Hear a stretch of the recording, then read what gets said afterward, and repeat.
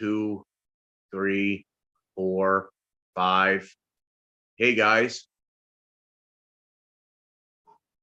Yeah, we're live. Hey guys, sorry we're late. Frank got caught up with some stuff. Can't do it without him. So I hope there are people in the chat room, even though it's late, later than 9:30. We're only what? More than a half hour late. 3/4 of an hour late. Sorry, my fault. Yeah, so I got some semi wheels, 1/7 tires for a build that I'm doing. So they're semi truck tires. Are they more aggressive tread than what usually comes with them? Yeah, I think so. I think they are. Like they look like the lasso ones that people buy. Mm-hmm.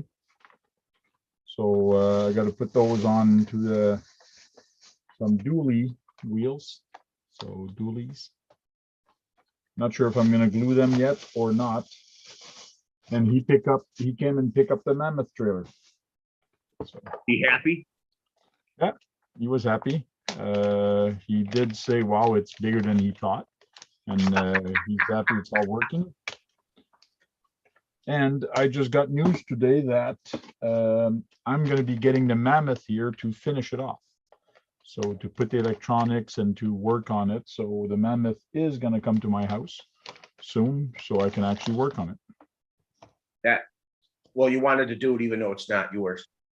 Yeah, well, I did want to work on it. I would have loved to build it from scratch from the start, but looks like it's going to be 80% built. That's what he said. I watched RC Icons. He showed his lasso semi truck. It has 6-wheel drive. Okay. And it was already 80 or plus % built. He's still got a lot of things to put on it, but the chassis is a runner. Okay. Yeah, he says it's extremely expensive, but it was pretty much ready to made the truck itself, except for some odds and ends and some other things that he needs to put on it. Mm-hmm. It's probably a $2,000-3,000 truck, easy. Cool. There's a tire. Okay, that's better than what you get on a Tamiya. Oh yeah. It'll get better traction in the dirt. Yeah, and it's softer. It seems to be a little softer than the ones from the Tamiya. Hey, Thompson RC, how you doing? Hey, Thompson. Welcome to Brad's stream.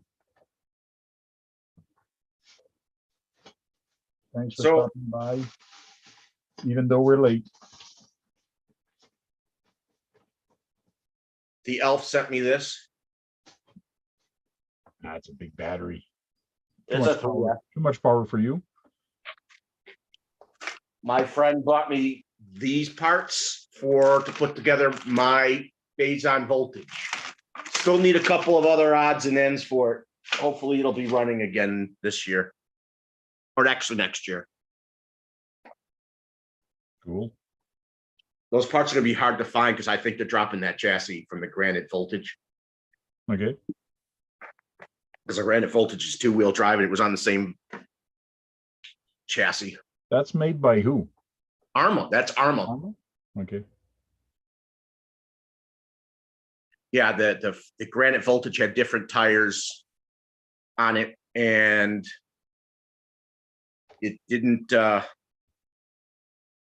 It wasn't made to take the 18500 batteries. I was happy to notice that those parts allow me to take from my old chassis and put the strip on it that runs those batteries on it, because I put over $20 into those batteries. Okay. So I'll be able to use those batteries again, as well as I can just use I should be able to use my 2S's. Yeah. So it's going to be, that'll be good. But, it runs like 30 minutes with those, with all 6 of them in there. Mm-hmm.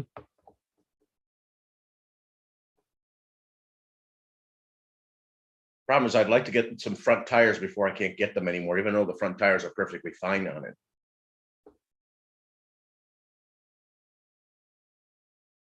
Cool. Does anybody If else? they're fine, you don't need to change them. Yeah, but if I want to, eventually when they wear out, I want to have a pair ready for it. True. Be proactive.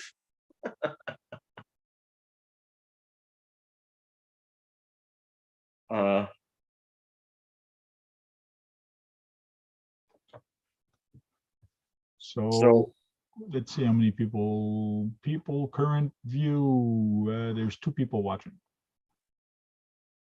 And they're in the chat room. Well, 2 people, me and Thompson, I guess.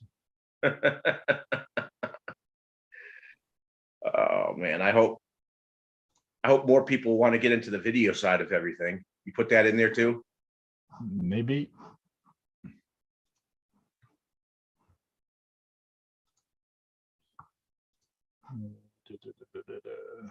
Just checking what I need to change, but everything should be fine now.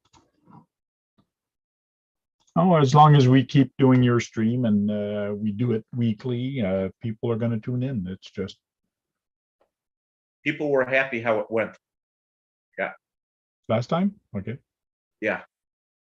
Cool. I got no trivia tonight, though. You didn't send me anything. What? I got no trivia game. You did not send me questions. Oh yeah, well, I'm sorry. I get caught up with things in my life. I was probably gonna. Yeah, but I wanted to know what the first WL toy is, and I don't. I wanted that in one of the things, and then I was gonna count how many cars I have that are built. It has that as a question, or how many cars I have that are ready. I mean, that are built in my lineup, and then have another question: how many are unbuilt? That'd be good. Those would be good trivia questions. Yeah. Well, we could do those in the type of questions where there's multiple answers, A, B, C, or D. So only one of those answers are right. Could do it that way. I would like to have 5 slots with up to 600 points. For the trivia game. Since you got to work well on Thursday. Sure. That means you got to buy a license. I mean, I got to buy a license. You got to buy a license if you want to have different categories with up to 600. You need a license for that. Got to buy a license for the game. Are you serious? Yeah, it's $40 a year. Oh, then how did we get to do them this time? Because I only had you're limited to 400. I think 4 questions and 4 categories, 4 questions for free. For free, you can have 4 categories with 4 questions each. And up to 400. Yes. But I thought we had 5 the other day. I don't think so. I think it was 4. But it was up to 600. I can't remember. But anyways, you're limited to a certain number of answers. If they're gonna charge you for it when you get into that, they might as well offer money to the people who win or something. So you're telling me I have to pay to get the game, and then I have to pay again to send something by post to people that are going to play the game for fun. I didn't know that you had to do that, but I guess we're gonna have to be stuck with 4 categories and 400 points. For now, I might get the game. I don't know yet. It's popular. It is kind of popular. It is kind of cool, but I might do that on a different day on my channel and not do it on RC Talk. People come in to talk about RCs and not play a game. So I might do that on a different day, or even on the weekend. I don't know yet. But the problem is, or maybe monthly do an RC talk that it's a game show at the same time. We could But do the same. We could do once a month for mine too, if we had to. but I don't know if I want to get into that because it is a lot of work. Yeah. Prepping and getting it ready and making sure you got all the questions. So I just got to make sure I want to get involved in that.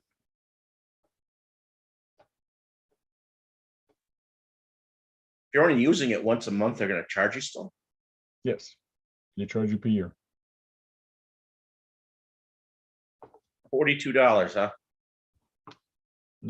$40 plus tax, I guess. Is that Canadian or US? US.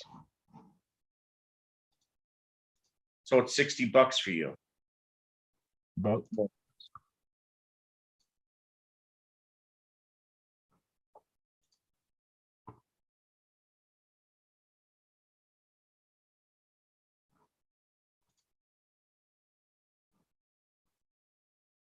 So There is a sale right now. But what I don't like about sales is that by next year, it's going to go up.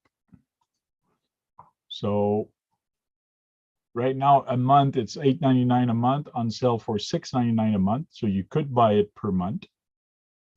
Or you pay $29 for the year. And it's going to be $19 for the year because it's on sale. And due to COVID crisis, they're putting it on sale. I don't know till when. So there is a sale. And this is what the games are. So basic, you get 2 teams. Here you get 50 teams on this premium. And then you get one that's enterprise, which is a heck of a lot more, but it's team feature, which I don't think I'll use. So to me, it's this one.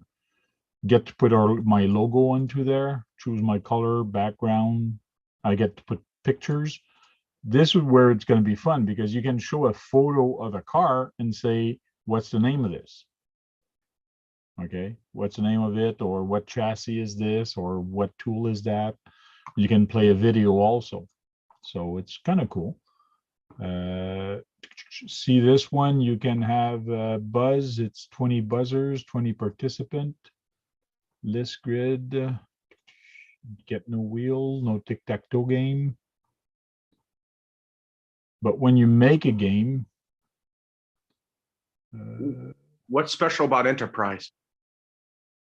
Enterprise, it's you get to get teams, I guess. They call it team discount pricing, unit management, share games, share themes, and share media. But see, you would pay $19 a year, and then per manager or per people you're putting, it's $2 per month per account.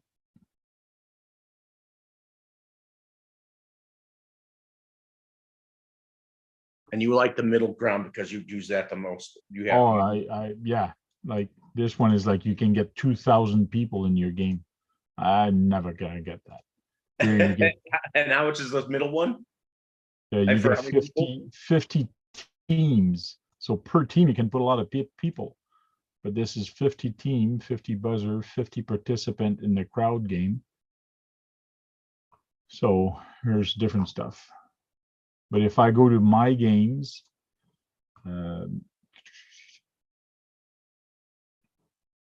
there's the Tank RC, Brad's trivia game. Let's load that. This is where I make the game, and this is where I make the thing. So I can have 3 categories. No, 4 categories. So I can have 4 categories, but up to 4 questions per category.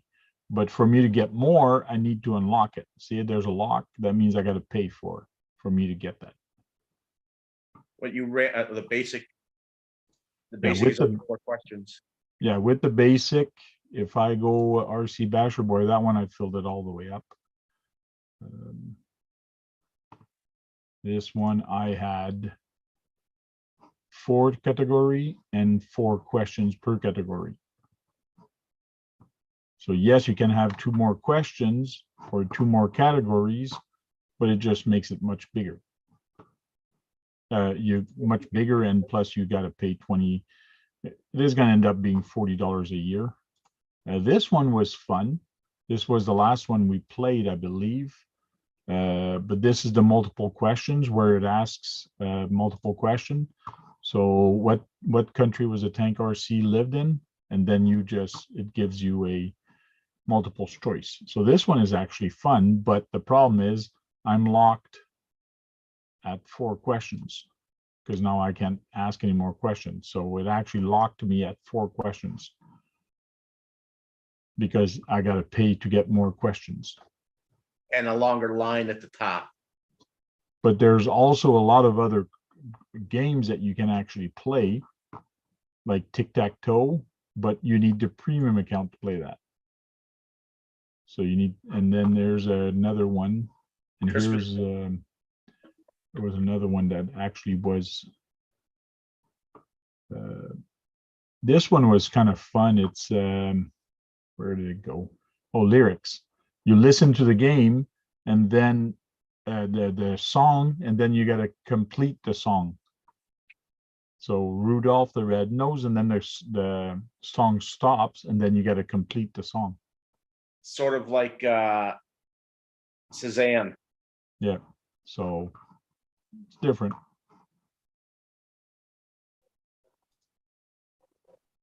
I mean, they're going to make you pay for something. They should at least they should give the winner something, something physical, tangible.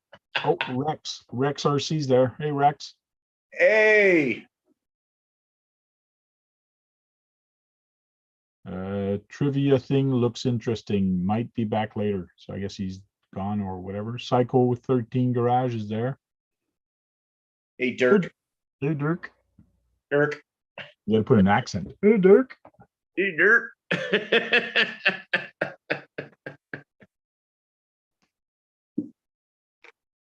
Ask him how he's feeling. You just did. Well, you can see what he's saying. That's why I said it that way. Okay.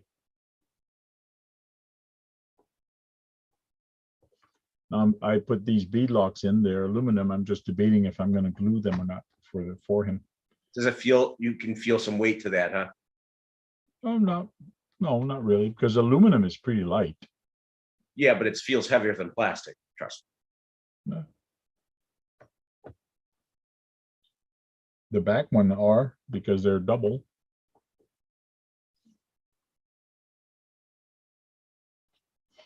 You got everybody who can join in to the video side out there? Don't know. Anybody want to join in? You want me to put a link? I can put the link in the chat. If Yeah. you want to come in. Yep.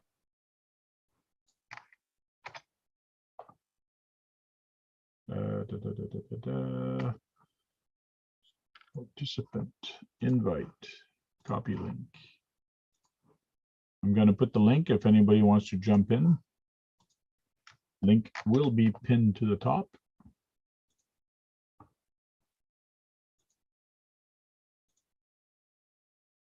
Pin message. There we go. The message is pinned to the top. Anybody wants to join in the video and talk with us? Come on in and chit chat. Brad needs a friend tonight. I was late. I was my not, manager. Besides my manager. yeah, I was not there for him tonight. I was late. So Adam screwed up a frog body for me. He has to get another one, but he says he's going to keep it to dirty it up, make it look worn out and everything for his car so he can run it with that. Why? What did he mess up? I think where the pink and white meet in a certain area of the car. Okay. Since I don't really the castle system, I don't have anything, so I'm exchanging that. And he's buying me a body and doing me a body. I had to But get something for that thing. It's paint. You just sand it down and repaint on top of it. Yeah, but he also had to buy the body. Hmm. So I said it's worth something, so I wanted something in return, a couple of things, and he's gonna do it.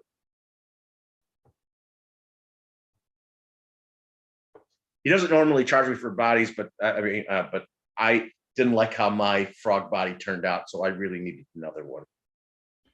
Psycho 13 Garage says, I'm feeling better, not 100%, but getting there. Thanks for asking. And now you know.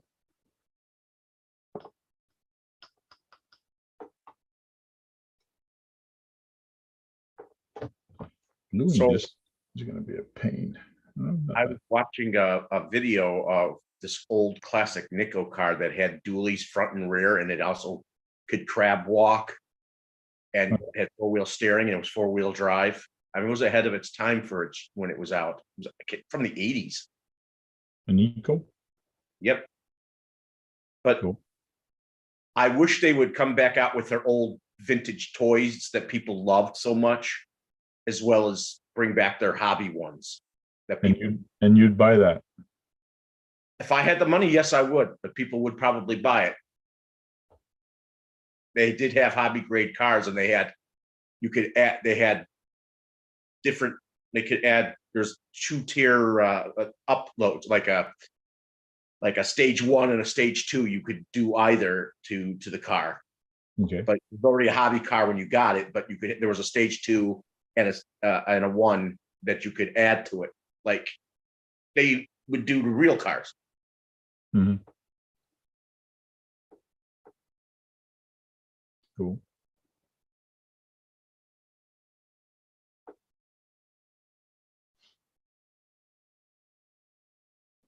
So when are you going to work on your phase-on? You're going to wait for all the parts first? Yeah. I've already taken that car apart before.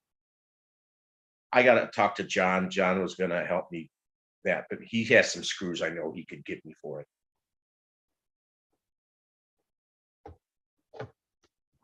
See if I can't find the manual for that online. It's really just 3 pages. And it's an exploded view. Really what I need to know is, can I still get the hardware of the screws for it? Or the little ball piece that goes in the top of the cap. Okay.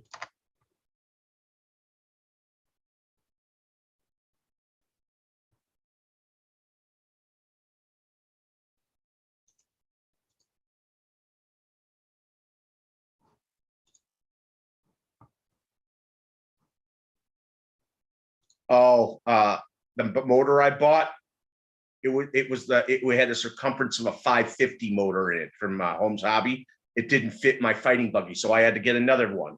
Oh, yeah? That's a different vehicle altogether. That's the one they got sued over. It's written phase-on. It's phase-on voltage is the full name. Oh.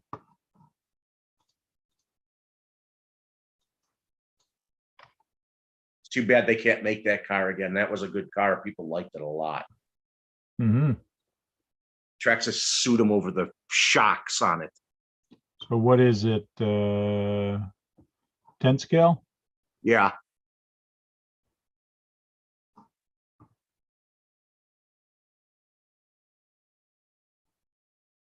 Yeah, it's not even in their list anymore.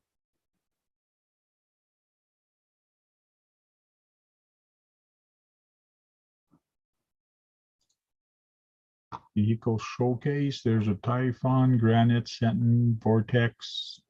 Big Rock. This.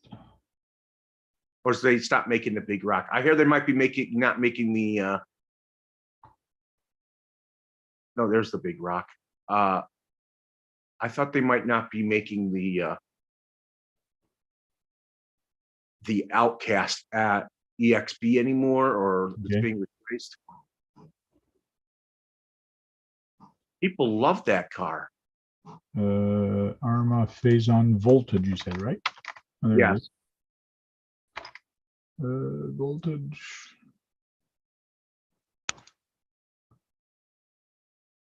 Yeah, that's the body I have on it. I'd like to know if if those are still available, those front tires. See that I can use lipo nickel metal hydride. It has 3 jumper settings on it, Oh, yeah. which was nice.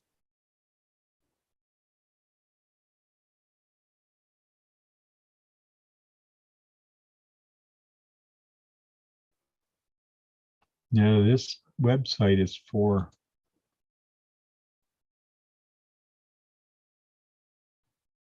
wonder if guess I gotta Google it and say manual.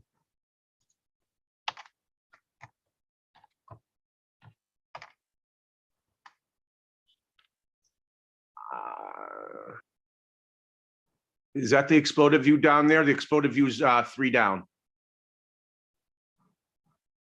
Oh, from Competition X. Cool.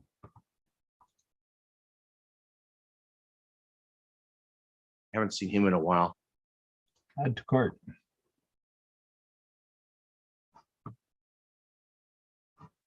You said you saw it a few down? Right down there, right. I can't. It's exploded view phase on voltage mega.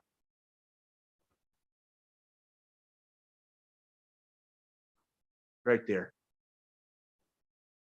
I have the manual, but I don't know there.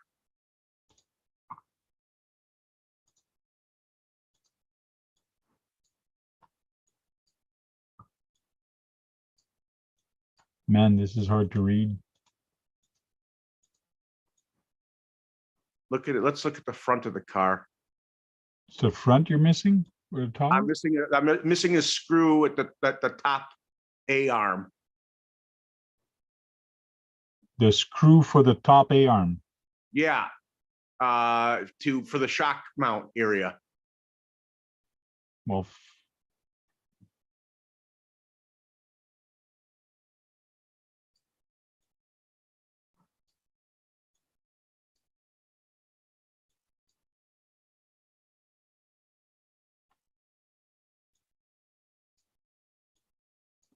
because the front shock tower is here. Yeah, but I need the That's screw that goes through it and the shock. Oh, and you need the shock on top of that. No, I have the shock. I need the little ball that goes in the top of the thing. And I need the screw and the ball that goes into the top of the cap. Yeah, so you need this ball, this little ball. Yeah. What is the money situation I see in there? It's from a totally different country. Yeah, I know. Is it a 3x20? Yeah. I thought it was a fine. Actually, I thought the screw was a fine threaded. I don't know. That's what I just found. Mind you, might find a better one somewhere. Manuals, YouTube, voltage, quick start guide.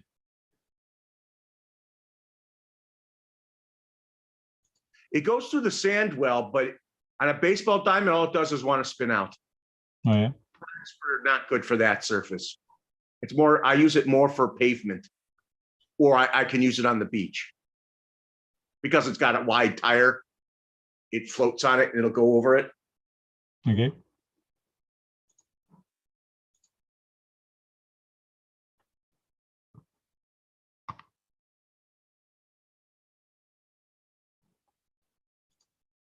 How many people are in the room?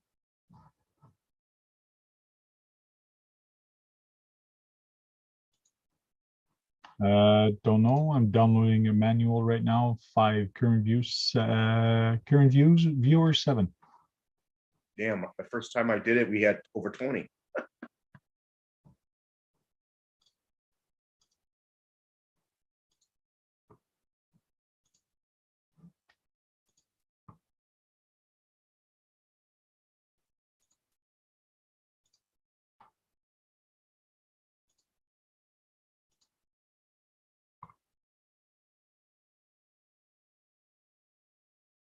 Downloading manual now.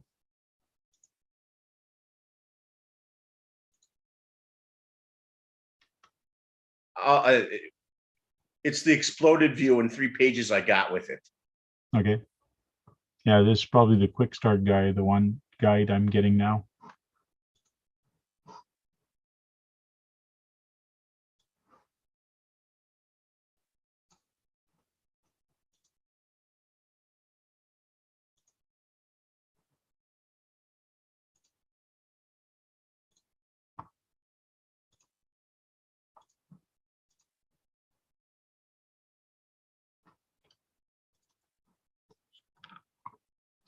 Voltage, get started. Do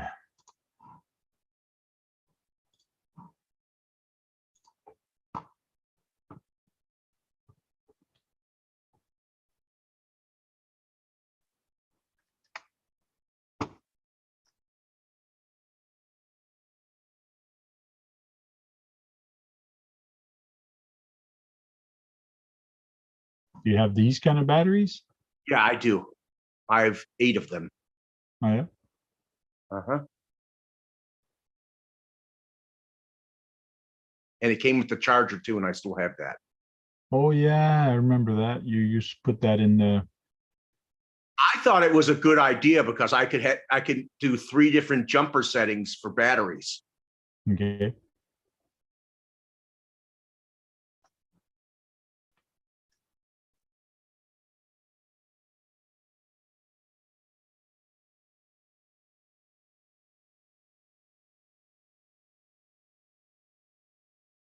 Now, So, in your bag, it looks like you had a new frame for it. Why? Did you break something? yeah, because I broke the 2 things on it. I broke the tower for the shocks Okay. on one side, and I broke. Eventually, it wore out the gear cover screw area. Yeah, the rest is just different language. There's no exploded view here. Yeah, different jumpers for NIM or LiPo mode. Yep. Now you Yeah, can I need those pivot balls and a screw. I swear it was a finely threaded screw, not a self-tapping one. okay. See what's going on in the chat. I haven't checked that in the bad. RC Basher Boy is doing shot out. And RC84 Film also doing shot out. Oh, I thought he was doing his show.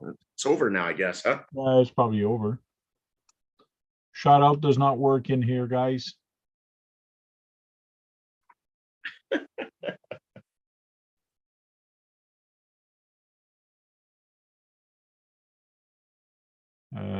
Yoda Dark Side is in the chat. Hey, his channel, Yoda Dark Side, actually his RC channel is a different name. Oh, yeah. Yeah. You should ask, can you, Yoda Dark Side, tell people the name of your RC channel. He says, shout going out to all you RC guy over the other side of the big lake, coming from the UK. Thanks for joining us. I know it's real late for you.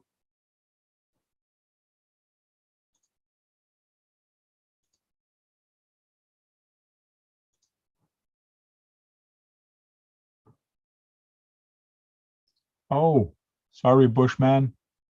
I put the wrong guy in timeout. I meant to put RC Basher Boy in timeout, and I put Bushman instead. Can you correct that? I don't know. No. He'll be back in about 2 minutes, 2.5 minutes, 3 minutes. He'll be back. Sorry about that, Bushman.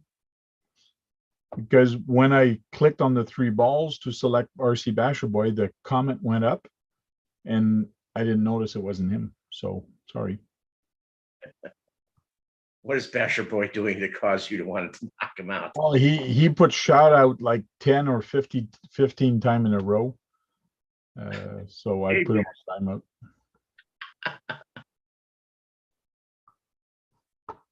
Actually, you did, but because it's on your account, it shows Brad RC Basher Boy got put on timeout by Brad Kalman. The power. Oh, John Martin does shout out again. It doesn't work here, guys. Come on. Why don't you guys join us in the video side, man? Yeah, come in here and chit chat. John, you need to go over there, pick up all the pieces for the Phazon and bring it to your house and put it back together for him. I need a couple of pieces, John. Because he said he's missing just a screw for the shock and the ball end that goes into the shock. But I think he's going to miss a heck of a lot more than that. So, but I don't see how you would lose one of those screws. It was stripped from the chassis, I guess, and it slipped out when it was running. Oh, okay, that's different then. If it slipped out when it was running, yes. But it's a 20 millimeter screw, so it's a pretty long screw. The link is up in the chat if you guys want to join in to the video.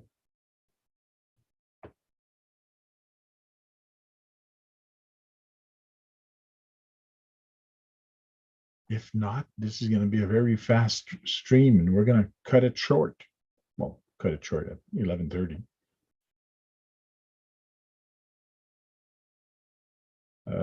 John Martin says you're missing more than that. No, he did get parts. We're showing the parts you got, Brad. Steve got him for me.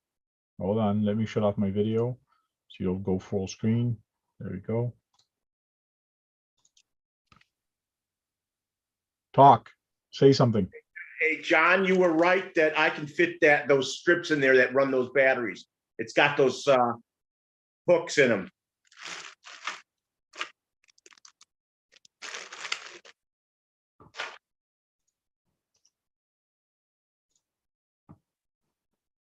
There, now I can. Hey, Bill. So he's got parts now. So parts came in. He's only missing the screw for the top shock, which is a 20 millimeter screw and the ball end that goes into the shock top. I swear, John, the shock, the screw was a fine screw, fine threaded screw, not the self tapper. Not a course, no. Yeah, and I need the ball that goes in it that you took out of the front, the top of the shock, and you know what I'm talking about because that's what he did. Yeah, I have a bunch of those here. Are there some of them finely threaded? No, the ball end that goes in the shock. I have some here. Oh, how the heck? I wish I had some. I'm sure John has some also. Yeah. Anybody that's into RC should have some at home. You might even have some from the leftover kits parts sometime you get from Tamaya. Yeah, but I don't have anything that's that long, I think. I don't have any that I'm talking about the ball end, not the screw. all I can think of, but I don't think it's big enough to stay put in the shock top, is some of these rubber bushing type things. Okay. They have a line going through it, a circle going through it, and it's. Is that Bill's cat? Yoda says, cheers for that, Brad. Getting late here, nearly 4 a.m. If I fall asleep, we'll rewatch on YouTube tomorrow, fellas. Thank you, Yoda. Yoda, you could get get Zoom and come in and talk to us. He said he's getting tired. It's 4 a.m. where he is, so I don't think he's going to get in. He could, but just to say hi. Hey, Bill, how you doing? Oh, pretty good. How are you tonight, Hank? RC so-and-so said he might join me once in a while if I'd like. Yes. Cool.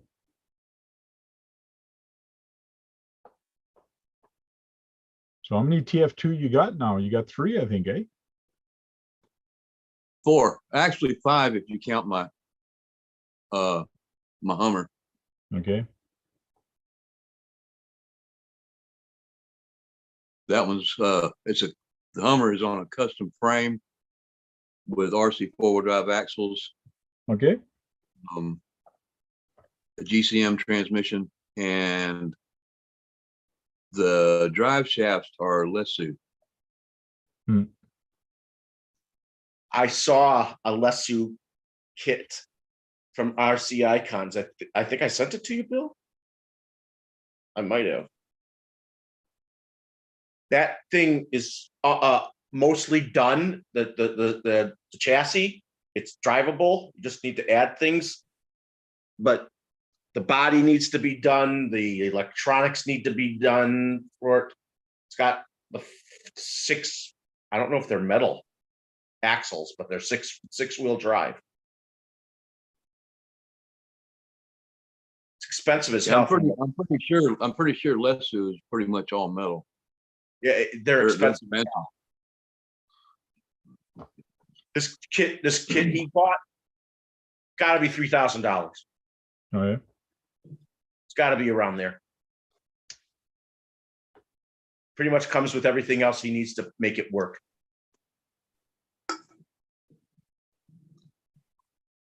He didn't think it came with a sound thing. It's like right up there with stuff like those Nashorn semis that RC 4-wheel drive sells. You know, the cab is plastic, but everything else is metal. You know, metal axles and all that stuff. I think it uses the same 3-speed transmission that Tamiya does, doesn't it? I couldn't tell you on that. I really don't know. RC Icons showed it on one of his on his channel the other day. It came in 3 boxes. Everything he needed.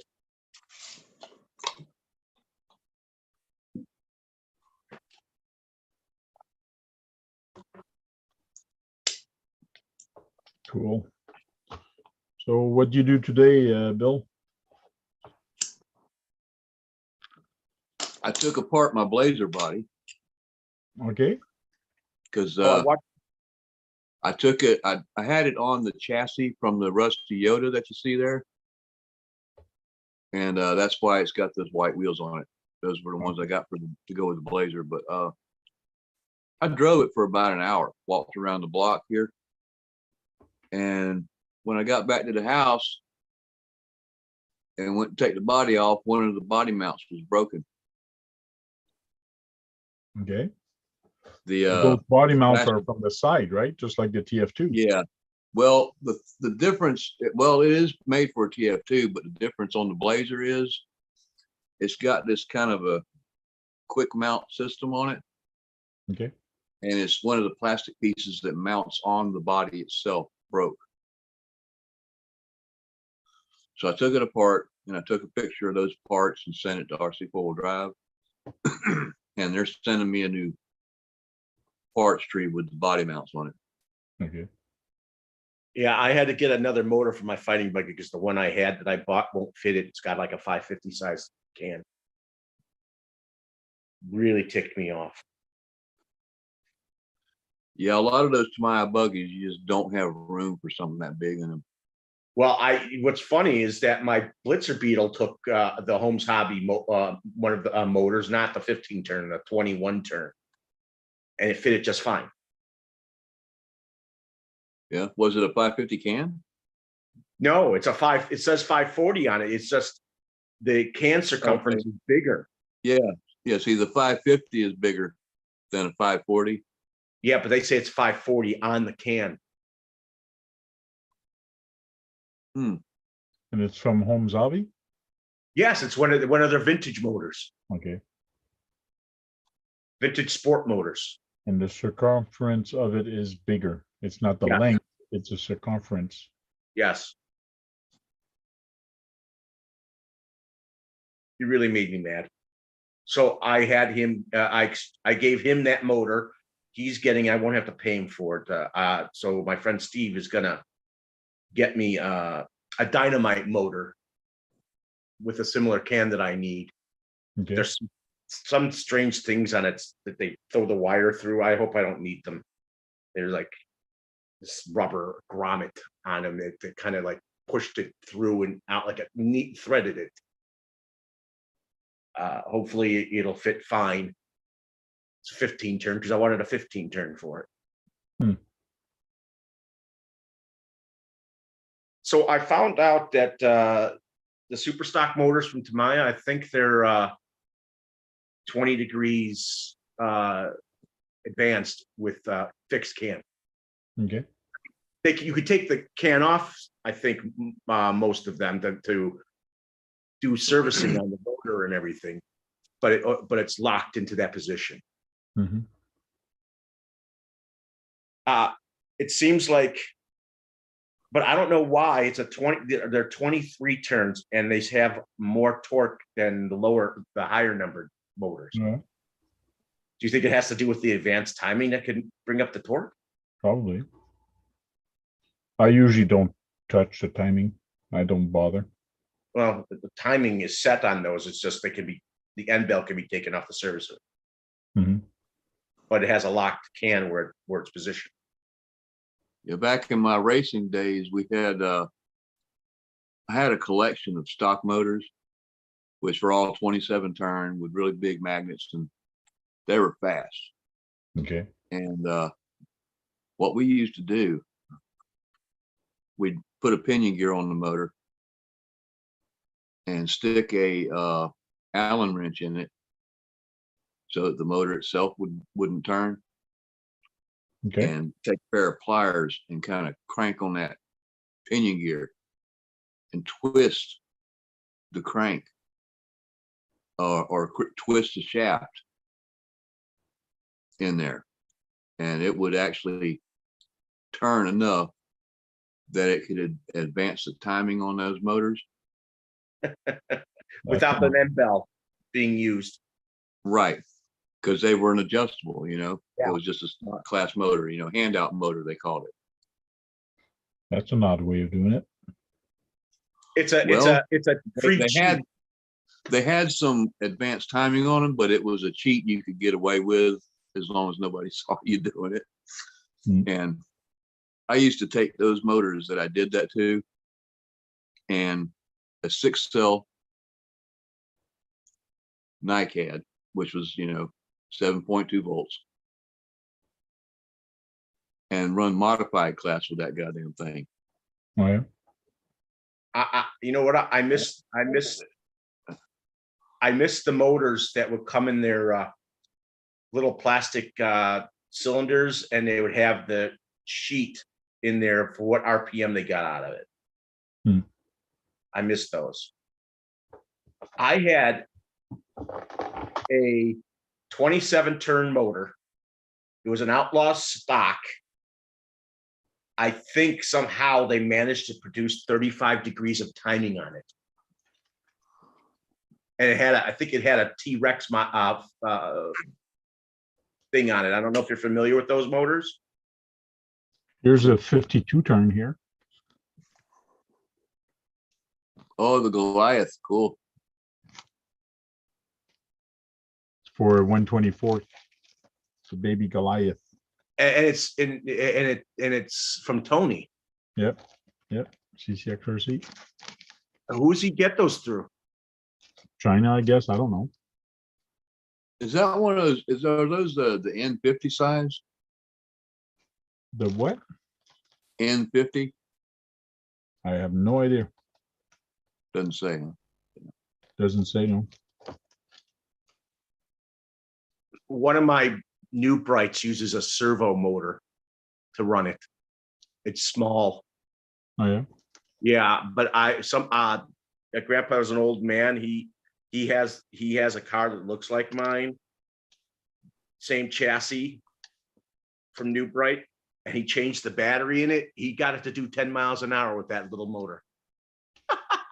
Also have the Honey Badger digital servo from him.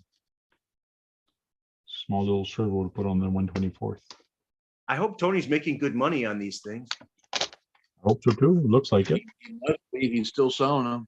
Yep.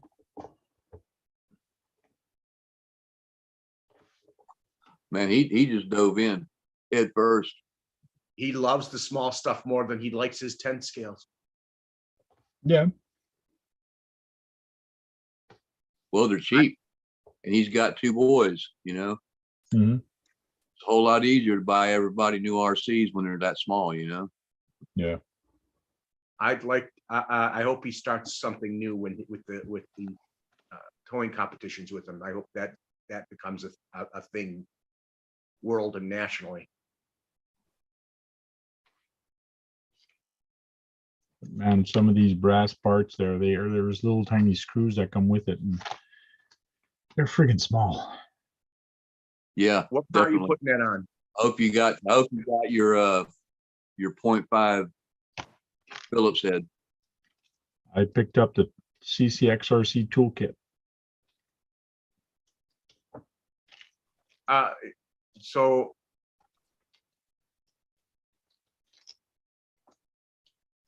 what vehicles? And that should work pretty good then.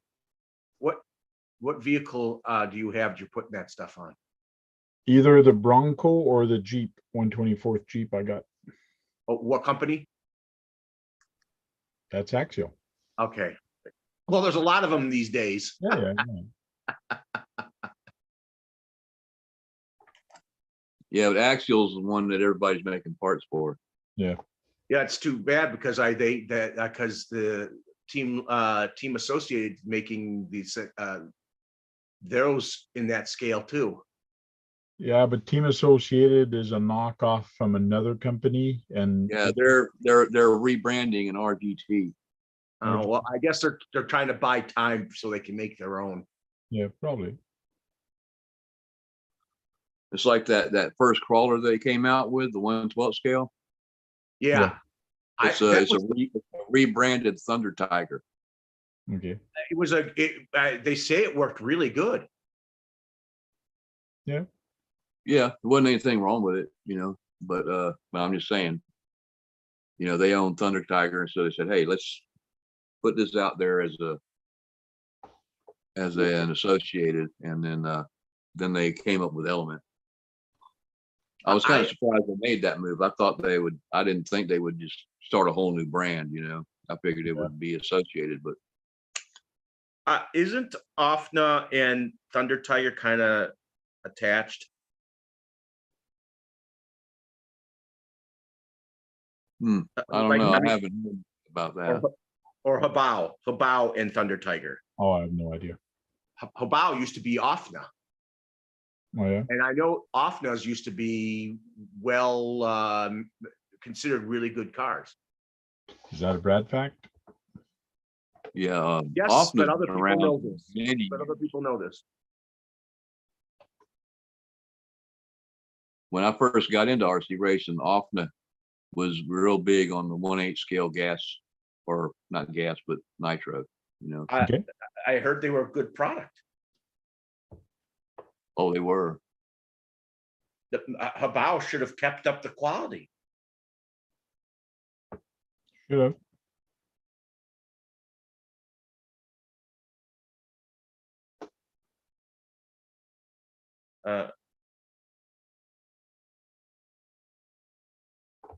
What? I don't know. It's amazing that the toy side of the hobby is picking up steam because of that, because people love the old ones because they were actually pretty good stuff. Okay.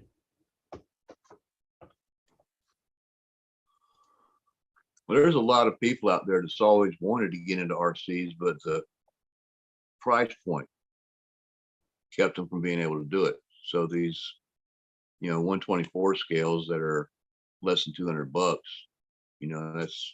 that's why they sell, Yeah. Instead of dad just buying one car, he can get one for himself and several more for the kids. Mm-hmm. And then everybody's out playing, You want to know something? The biggest scales that are the biggest thing now in the is that's gaining a lot of traction is 12th and lower scales. We're getting Right. popular, especially because they're getting high speeds out of them. I'll be right back. I mean, you got the 14 scales, you got the 12 scales, the 18th scales, the 24 scales. They're all becoming more and more popular Yep. because you're getting very fast cars at smaller scales, as well as good crawlers.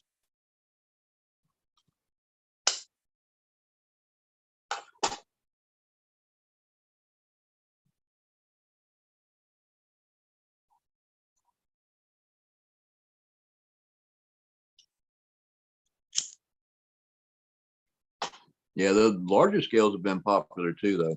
You know, what Yeah, with well, yeah, they've Axel been getting coming out popular, with the but they're 1/6 starting to scale. be overtaken by the smaller ones. Yeah. And hell, even FMS got in on the 1/6 scale stuff. You know, Yeah, they got that little 1/6 Jimny. yeah, and Yeah. they also have a Jeep that size, and they have a 12 scale Jeep. And the 12 scale, just like the one. Yeah. Yeah, Yeah. They do. and it still uses a leathery or canvas type material on the seats.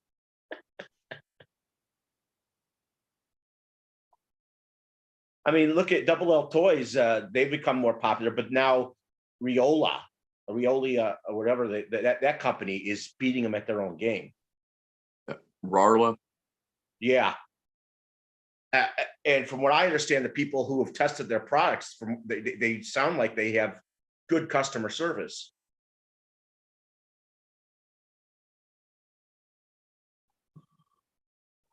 Yeah, I've only seen one video on those. I think I I sent can't it to remember you. who it was. You know what? They think the 14th scale cars, they're made in such a way that you could start racing them.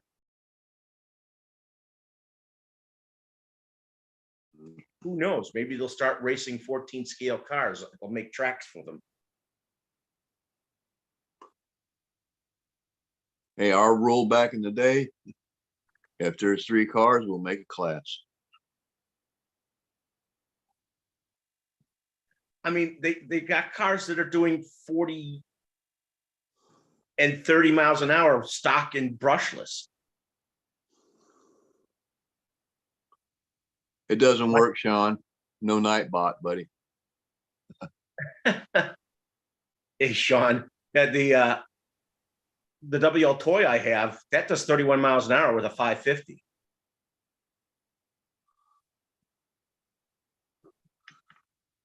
Yep. And it's Well, a metal chassis. driving flat out on a flat piece of ground, whether it's, you know, somebody's yard or on a road, whatever, is a whole lot different from driving around a racetrack, though. You know. Yeah, but if you've got a nice smooth clay track, I mean, it's mostly smooth, you're going to still get speeds out of it.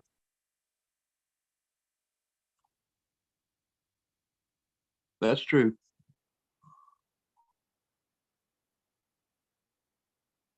Yeah, Joe over there in Jacksonville, XO Cage RC. Yeah. He's got a track that they race on, and the bad thing about it is that it's just sand, you know. And Got special tires for those. He's got one of those Traxxas 2-wheel drive buggies. Okay. Yeah. With paddles on the back of it and everything. And it goes good. It's fast. It runs that track good. But man, that thing got caked up with sand, something awful, man. Another thing, Riola and WL Toys, they're oil filled shocks. People like how they feel and work. The aluminum ones.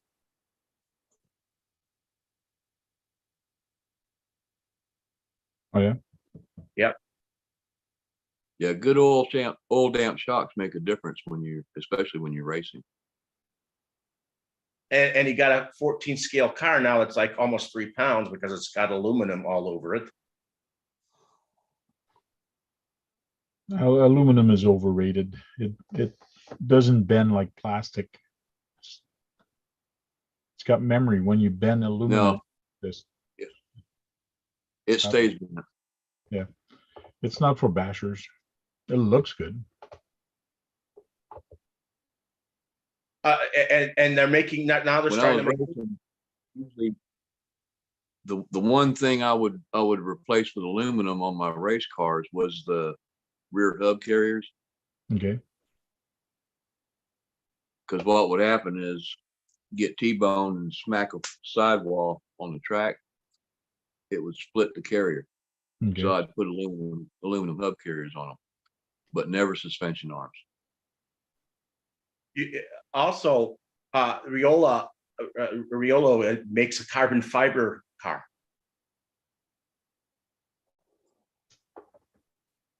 Cool. So it's light and strong. Mm-hmm. Yep, light is fast, man. Yep.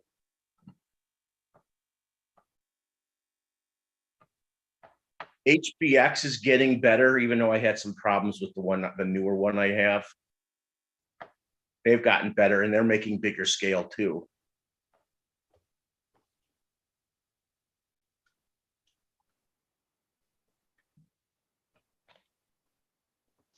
There's a lot of those parts that are all done in China, and they're all interchangeable, and it's kind of cool how they all do it. But Hey, Tamaya still makes stuff in the Philippines.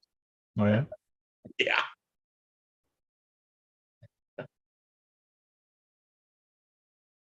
that could be one of the questions. Where is Tamaya's head office? Do you know, Brad? Yes. I've also seen videos where people have visited it. They have some one-to-ones based on their RC cars. Cool. Like this Volkswagen Bug? Or They have a Monster Beetle. okay. They have an Avante in one-to-one.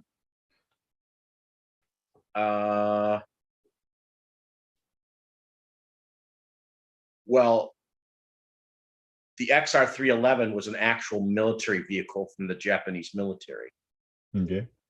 Seen one of those at one of their shows. I forgot what else. Yeah, the Monster Beetle, they have a black and the red one. They don't have the exact same tires that they put on the car of the RC, but they lifted it and they put it on a 4x4 chassis. But it's not 4x4, it's two-wheel drive, but it's decked out. The body is decked out like the car, the hobby car.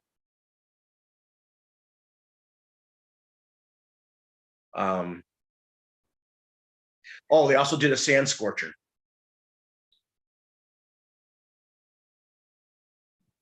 They have a one-to-one sand scorcher. Wonder if Kyosho has a one-to-one version of their Rampage.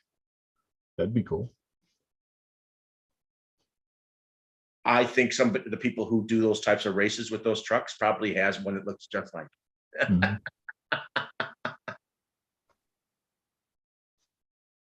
I haven't taken this one out this year, the Rampage. There's a bunch of them I haven't taken out.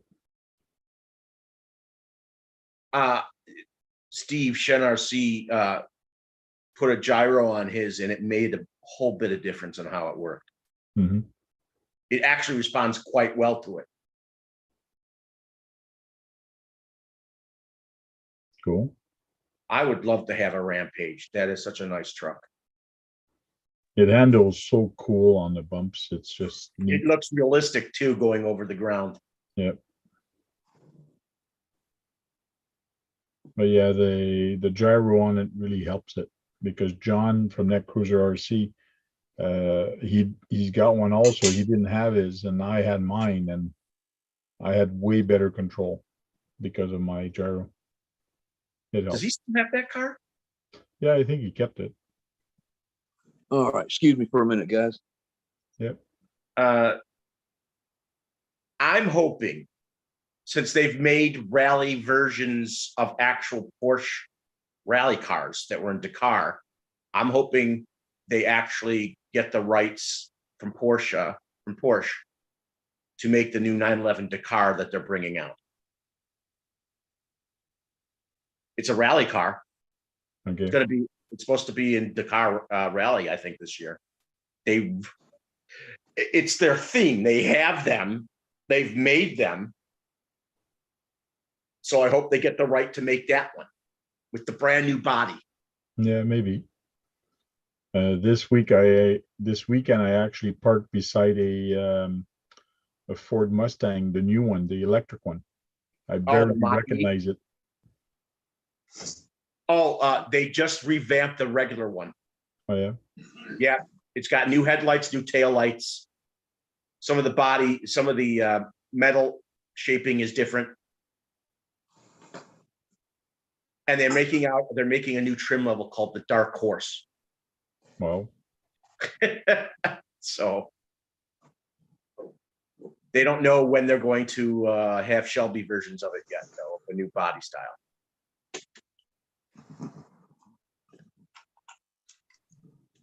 You like that name, Dark Horse? yeah. Well, Brad, I'm tired. I think I'm gonna cut it short and say good night to everybody. I gotta wonder if I can make you the host and you just end the stream and everything should end tonight. Let's see if I can make that work. Yeah, I don't think there's anybody with us anyway, guys. Is anybody in the chat room?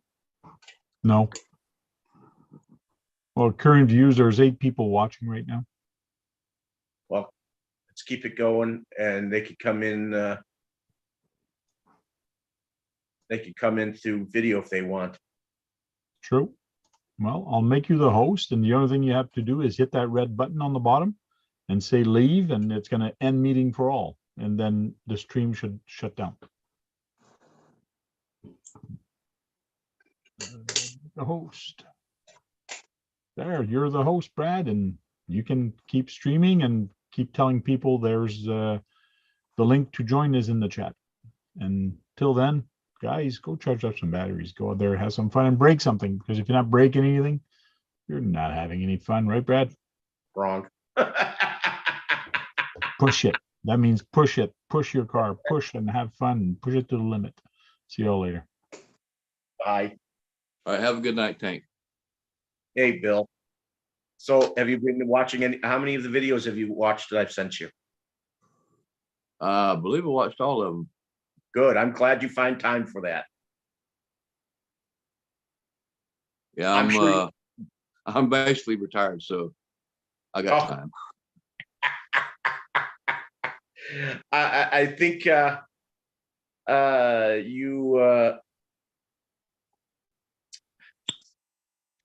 you like how racing's still going on in some places? Yeah, it's pretty cool. You know, but it's kind of hard to watch RC racing because most of the people that are filming it don't do a very good job of filming it, you know? Yeah, I'm hoping I'll see more of the Australian tracks. They have some really nice tracks and they're decent sized. Now I got to say that that 20-minute truck race. Yeah. That was crazy. Yeah, it was insane. You would probably have fun doing that type of racing. Are you all right, man? Yeah,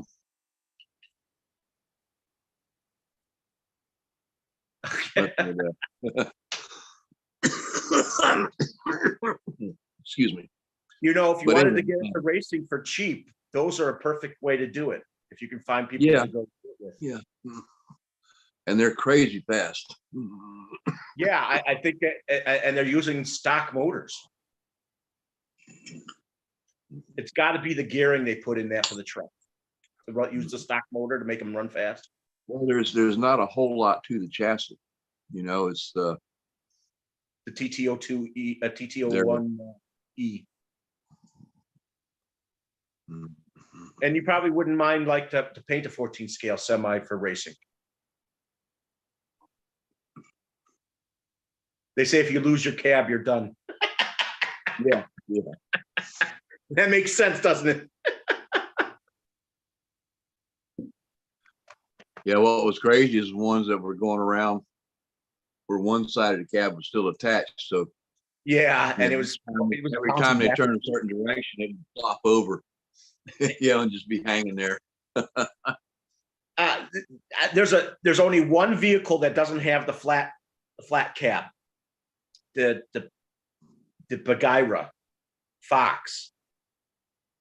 That they say the flat-headed ones and the Bagheera they handle very differently. They need to make more like the Bagheera to go with the flatheads to race. Yeah, I would say that the aerodynamics does come into it with those because they're so damn fast, you know. Yeah, and I think the Bagheera probably is the most streamlined because it's got that nose. Yep, I used to race on-road four-wheel drive sedans, and those are pretty fast, you know. But for a little while there, me and a few of the fellas got some 1/12 scale flat pan chassis cars from Associated. You know, it's basically a flat piece of fiberglass with a T plate, and T plate had a motor and axle on it, and then up front, all you had was a couple of little springs for suspension. Yeah, and now they're making those goddamn cars. You had to dial back the steering to down to like 15% just to be able to control the car. They had so much, and it basically was like driving a damn slot car without a slot. You know, they're so fucking fast. Yeah, and they make them now out of carbon fiber and fiber reinforced plastic and aluminum. Oh yeah, you could get the FRP or carbon fiber chassis back then too, but you should see. You didn't need really, just if you wanted to spend the money. But Kyosho crazy fast. We used to run them on a 4-cell NiCad, so it was only 6 volts. But with the 540 on 1/12 scale, that basically weighed a couple of ounces. You know, the heaviest part of it was the motor. You know, the legendary line from Kyosho, they brought back a couple of their 12 scale cars. They made 2 different Phantoms. One was more advanced than the other. They just came out with that one, but I think you can still get them. And they're chain driven 4-wheel drives. Yeah, I hadn't seen those. Watch if you want to see those. Watch RC Kicks. He has both of them. I have to check him out. Haven't seen any of his videos in a while. Well, you'll have to go back some to get to look at the Phantom, maybe a year or two, and then you can see the new one. Was done a few weeks ago.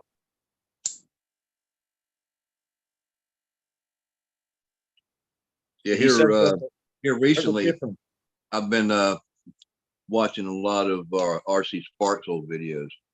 Oh God, he has so many RC Adventures stuff. RC Avengers stuff. I remember watching his first one. They were running a big scale one in the snow. Yeah, they he's got thousands of videos. Yeah, he does actually. And my favorites out of all of them that he's made, my most favorite ones are one of them was the Camel Trophy driving instruction video, where he basically, it sounded like the audio from a video teaching somebody how to drive in the Camel Trophy. You know, I don't know if he made that up or if he just made the video to fit the audio, but it's pretty cool. You know, basically telling you how to go about surviving the Camel Trophy run. I remember watching him do crawling videos with his son. His son's a natural. Oh yeah, Mo's a great. When he was 5, 6 years old, he was outshining adults.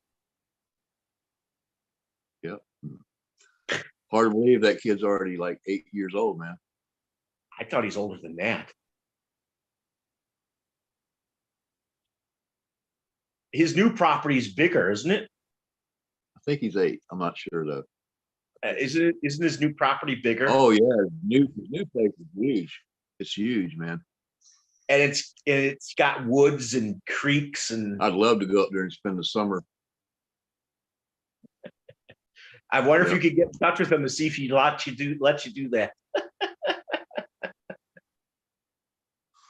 They got an indoor pool, a bar. That, I think that used to be like a post back in the day.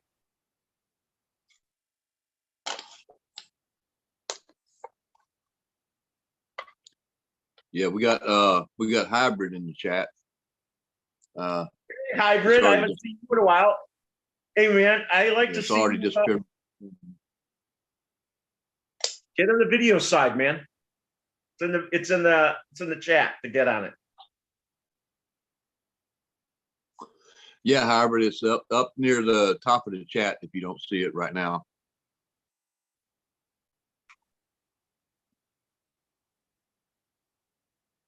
I'm glad you came in. People haven't been coming in. They've been in the chat room, but they haven't come into the video. You're the first one who's come into the video. Yeah, you know what was funny last week was that we're over on RC84's He's still having beaver problems. live, and everybody from over there came over to yours. Well, that's nice to know. And then he came over today himself in the chat. Yeah, he was trying to win a servo from Sean. Well, Sean came in here too. Yeah, he was in here too, and yeah,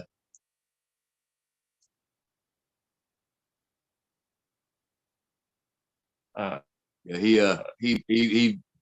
put shout out in there like, I don't know, 6 or 8 times and said, I win. So he's keeping the servo.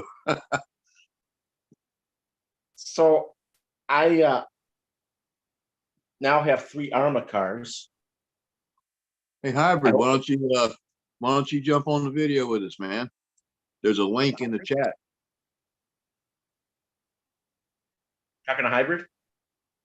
Yeah.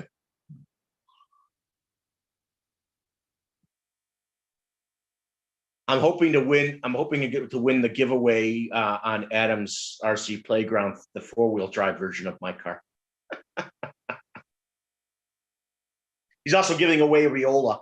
I think it's an 18 scale version of it, an 18 scale one,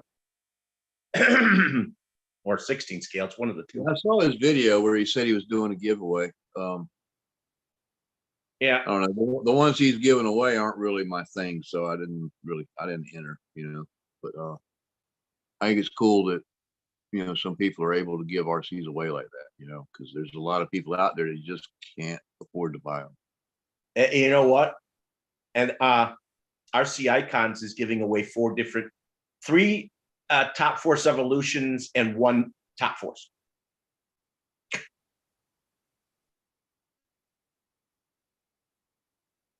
Cool. Yeah, that guy's Can got. you see the chat, Brad? No, I can't. Oh, okay. Well, Hybrid says he's doing a giveaway. What's he A giving away? a vintage Nitro Kyosho FW05. Said he's working on it now. I'm sure Nitro Freak would be into that. You should come on the video side, Hybrid, and say it to everybody so they can hear you. Instead of trying to see you if there's anybody in the chat room besides him. See, the only reason I can see the chat is because I've got it on my TV. What And what is I'm on the phone here with you on Zoom, but so I've got your video, your YouTube video playing on the TV.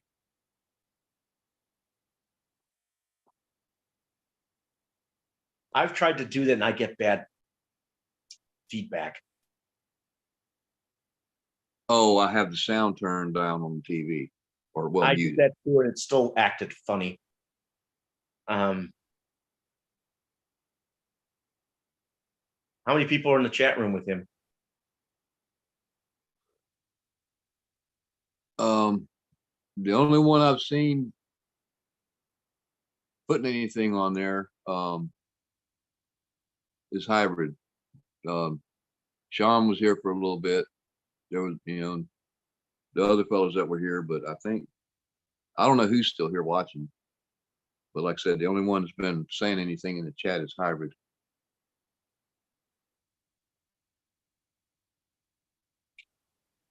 So Hybrid says 4. 4. Yeah. What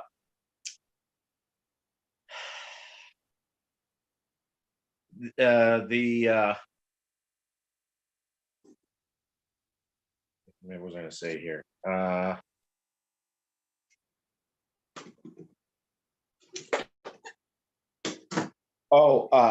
The Elves a couple of weeks back sent Adam's RC Playground a monogram RC car, new in box. Cellophane on it. There was cellophane still on it and everything. I'm like, I didn't know they made RC cars.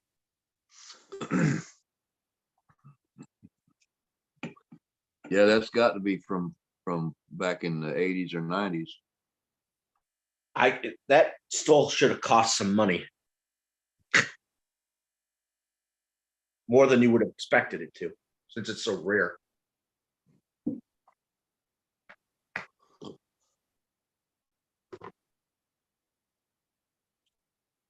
There's so many companies out there now that could, even Arma could bring back a whole bunch of their old stuff if they wanted to. There's a market for it. I wish some of these Traxxas could easily do it.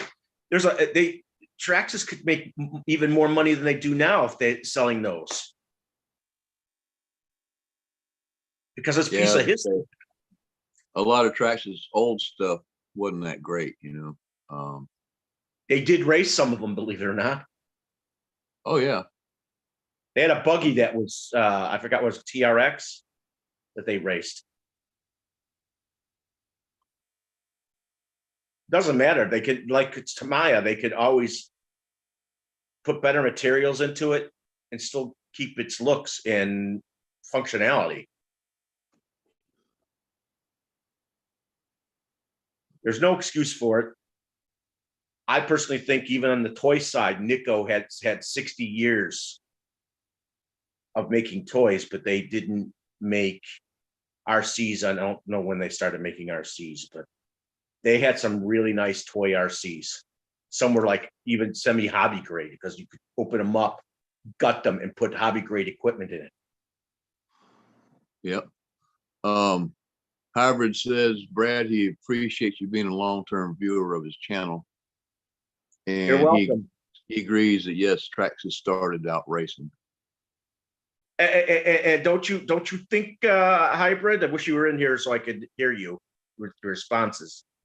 That you should that they should bring back these vintage cars. They could easily make the materials better they keep the similar functionality and the looks.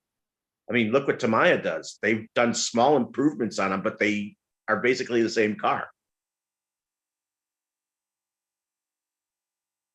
Like I said, Nico could bring back those old art toys. Some of those toys are really, really good. Yeah, I had an old Traxxas Hawk, and it basically had a aluminum chassis tub, just like an Associated, but it was gold colored, gold anodized. Was But this it track? was lighter. Yeah, Traxxas. It was lighter, a little thinner metal, and white plastic. They had white plastic for a long time.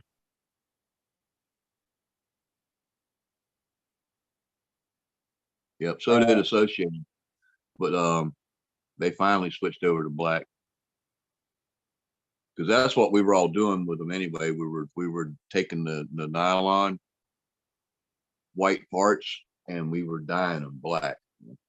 I can't dye a rim to save my life with Rit dye.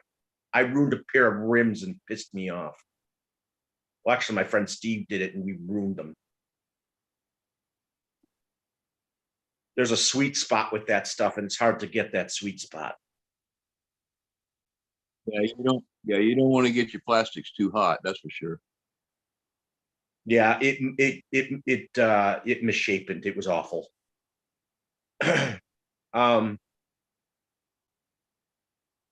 Yeah, Albert, I had a pretty big collection, man, and I don't know, about 5 years ago, I started selling them off. And at this point, the only old ones I have is a Tamiya TAO2T, which was the Chevy S10 originally. Yeah, you know what I had on that chassis? Actually, I think I had the TAO1. I had the Hummer, the military Hummer. Yeah. And the other one I've got is an old Kyosho buggy of some kind. I'm not sure what it is. They make some beautiful stuff that's vintage now. The gold tarts on the Optimas, well, Optima Pro thing they came out with. My Beetle, the Kyosho Beetle that I have, that thing is fast.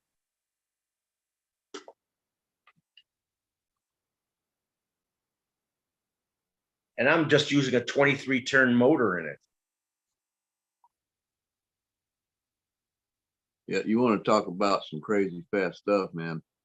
I had a Losi Street Weapon in 99 and 2000 that I was racing, and I raced it in the 2000 Nationals in Jacksonville. And I bought the lowest turn motor I could find in a hobby store.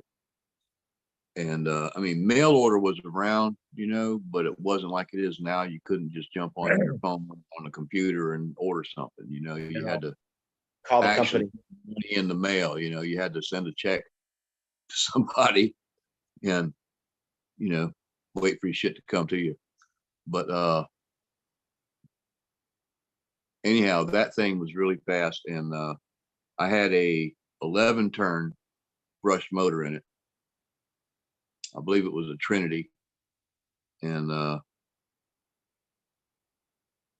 that car was actually clocked on the longest straightaway on the track, 51 miles an hour. And now I got a 3S that will do that. And that was on 7.2 volts, Brad. Yeah. Was not even a 7-cell. It was only a 6-cell racing battery. Which that was something too. Now, I used to pay some stupid money for batteries. I still have 2 6-cell batteries that I paid like $180 for each. And you put them together, didn't you? I had to assemble them. Yeah. How were they messing with the amperage out of those? It had to be. Oh, they were sick fast. They ended up replacing them with the NIMS because the NIMS weren't as dangerous. But shit, man, let me show you this battery dumpster I've got. This is what I used to hook up my cars to, or my batteries. I tried to do that, but I tried to solder batteries there. I couldn't do it to save my life. Okay, let me see. Can you see that there?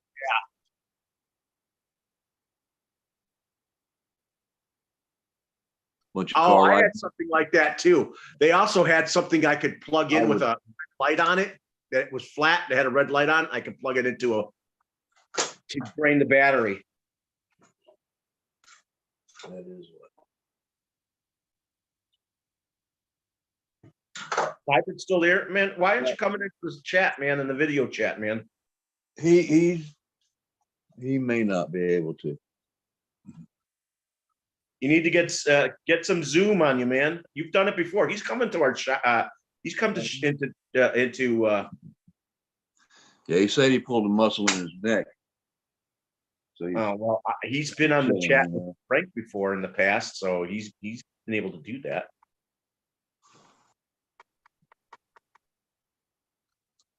But anyway, after I discharged the battery with that thing, I had a resistor.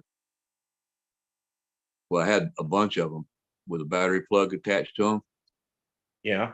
I would plug those batteries into the resistor, and it would keep them dead. Completely different than what you got to do with lipos. You know, Lipo's the absolute difference. You got to keep some charge in it. Nickel metal, the NiCads and NIMS, they have to be drained.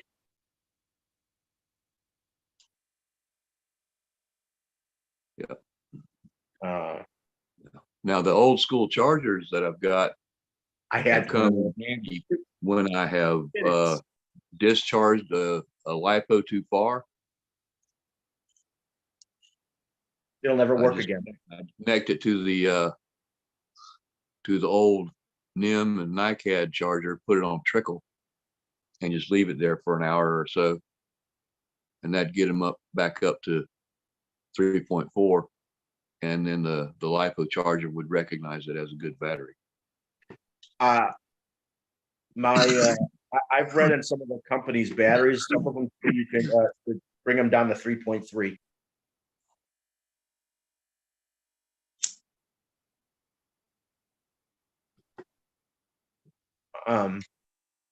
Yeah. We see NIMS and the old NiCads are only 1.5 volts per cell. I thought they're 1.25. Excuse me, 1.2 volts.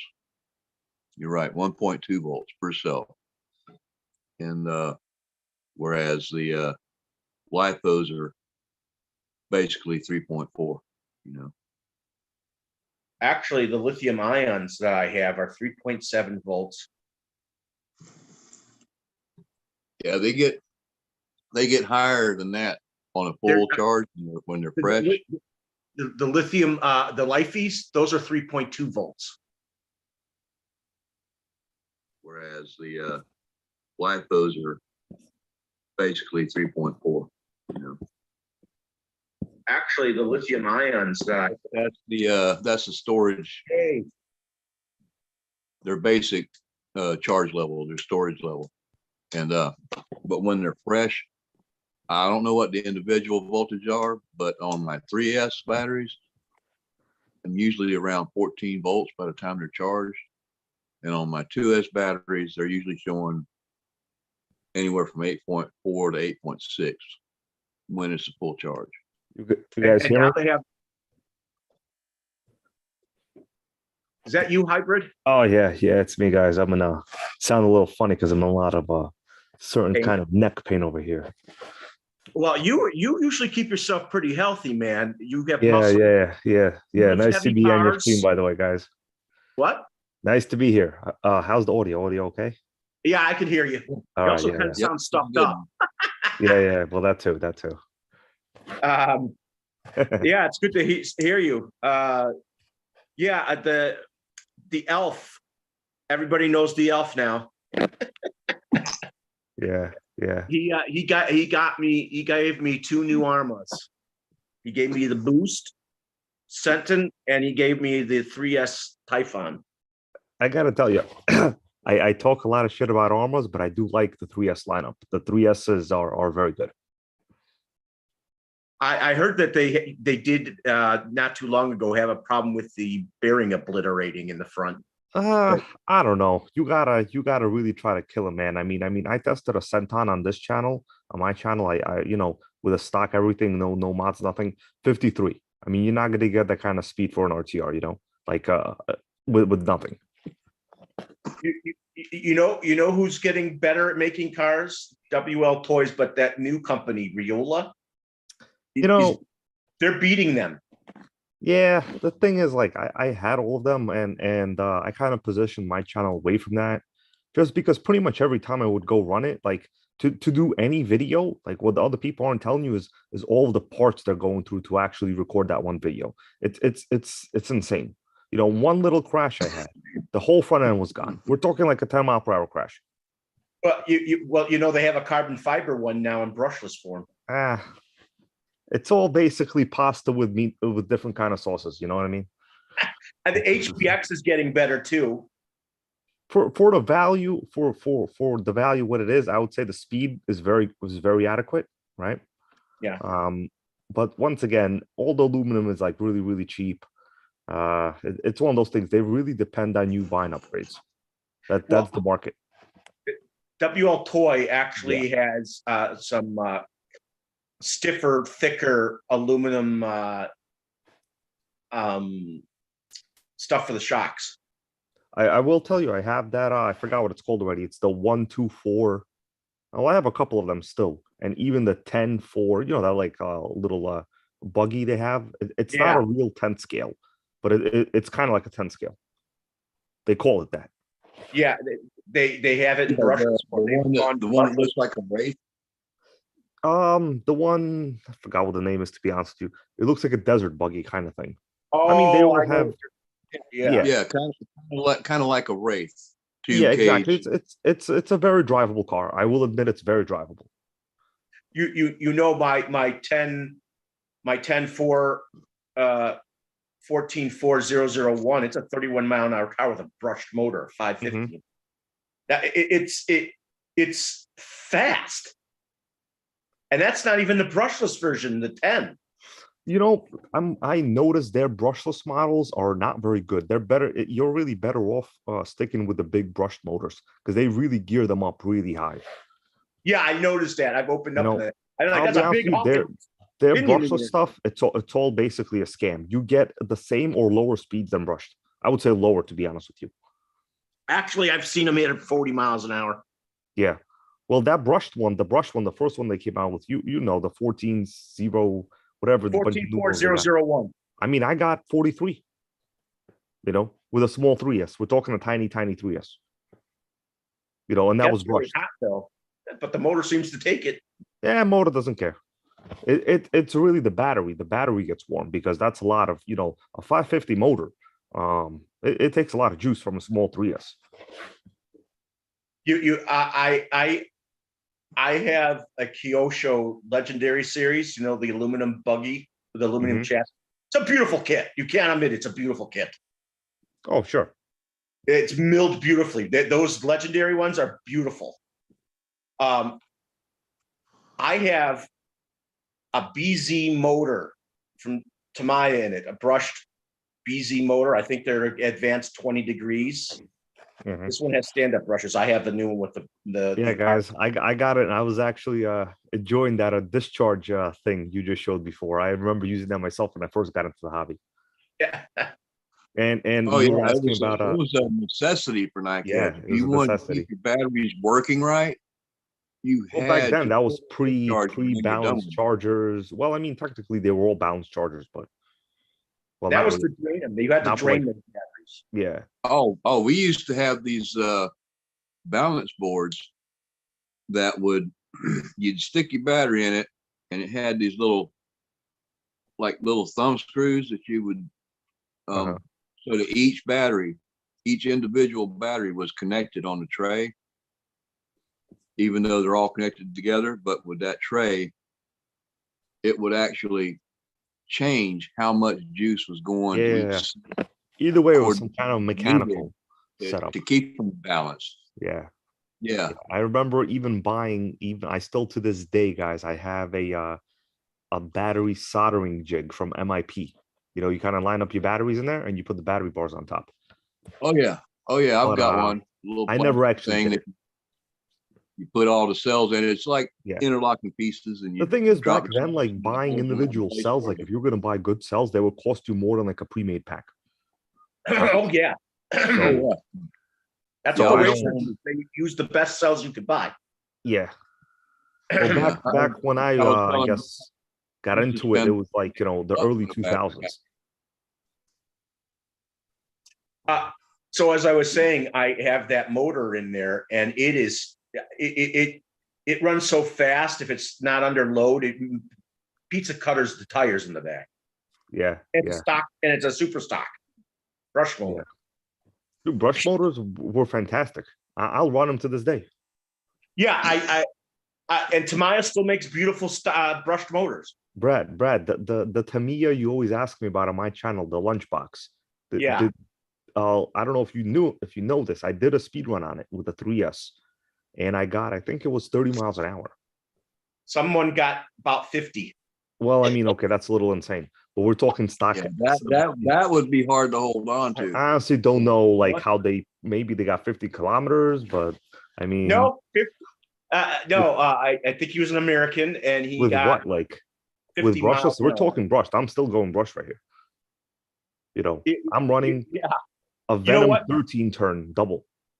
You know what? Those rear ends, they've taken 4,700, 4,600 brushlesses in them. They're surprisingly robust. I Yes, will admit. they are bulletproof. That means you could do the same thing to a Hornet or a Grasshopper's rear end. Yeah, exactly. But I will admit, tell people, building that lunchbox was kind of fun. It was not a bad kit. yeah, well, I saw a guy take one with a high KV brushless motor through the snow, and it was running through that snow with that 2-wheel drive and those tires. It was running through the snow. Yeah. His glue failed, so it was sometimes spinning. The rim was sometimes Guys, spinning. listen to this. You might not even remember this kit, but it was a Tamiya that I built a long time ago. I was still a kid. It was it's very rare now. It's the TLT1. Do you guys remember that Oh, one? I had a TL1. I had a TL1. No, TLT, the Tamiya little truck. It was called the Rockbuster. Oh, I know what you're talking about. It was one very rare, very rare. an 18 scale car. The 18 scale, yeah. It was based on the TXT, but it was Yes. a TLT. And it was all metal. It was a very well made kit. The only problem is, as a crawler, kind of like a base crawler, it was almost undrivable. The diffs were so loose, and this was probably before I knew how to tune diffs. It was almost undrivable. I couldn't even get up to like an inch, like a bookshelf. Like, And now look at what they do now.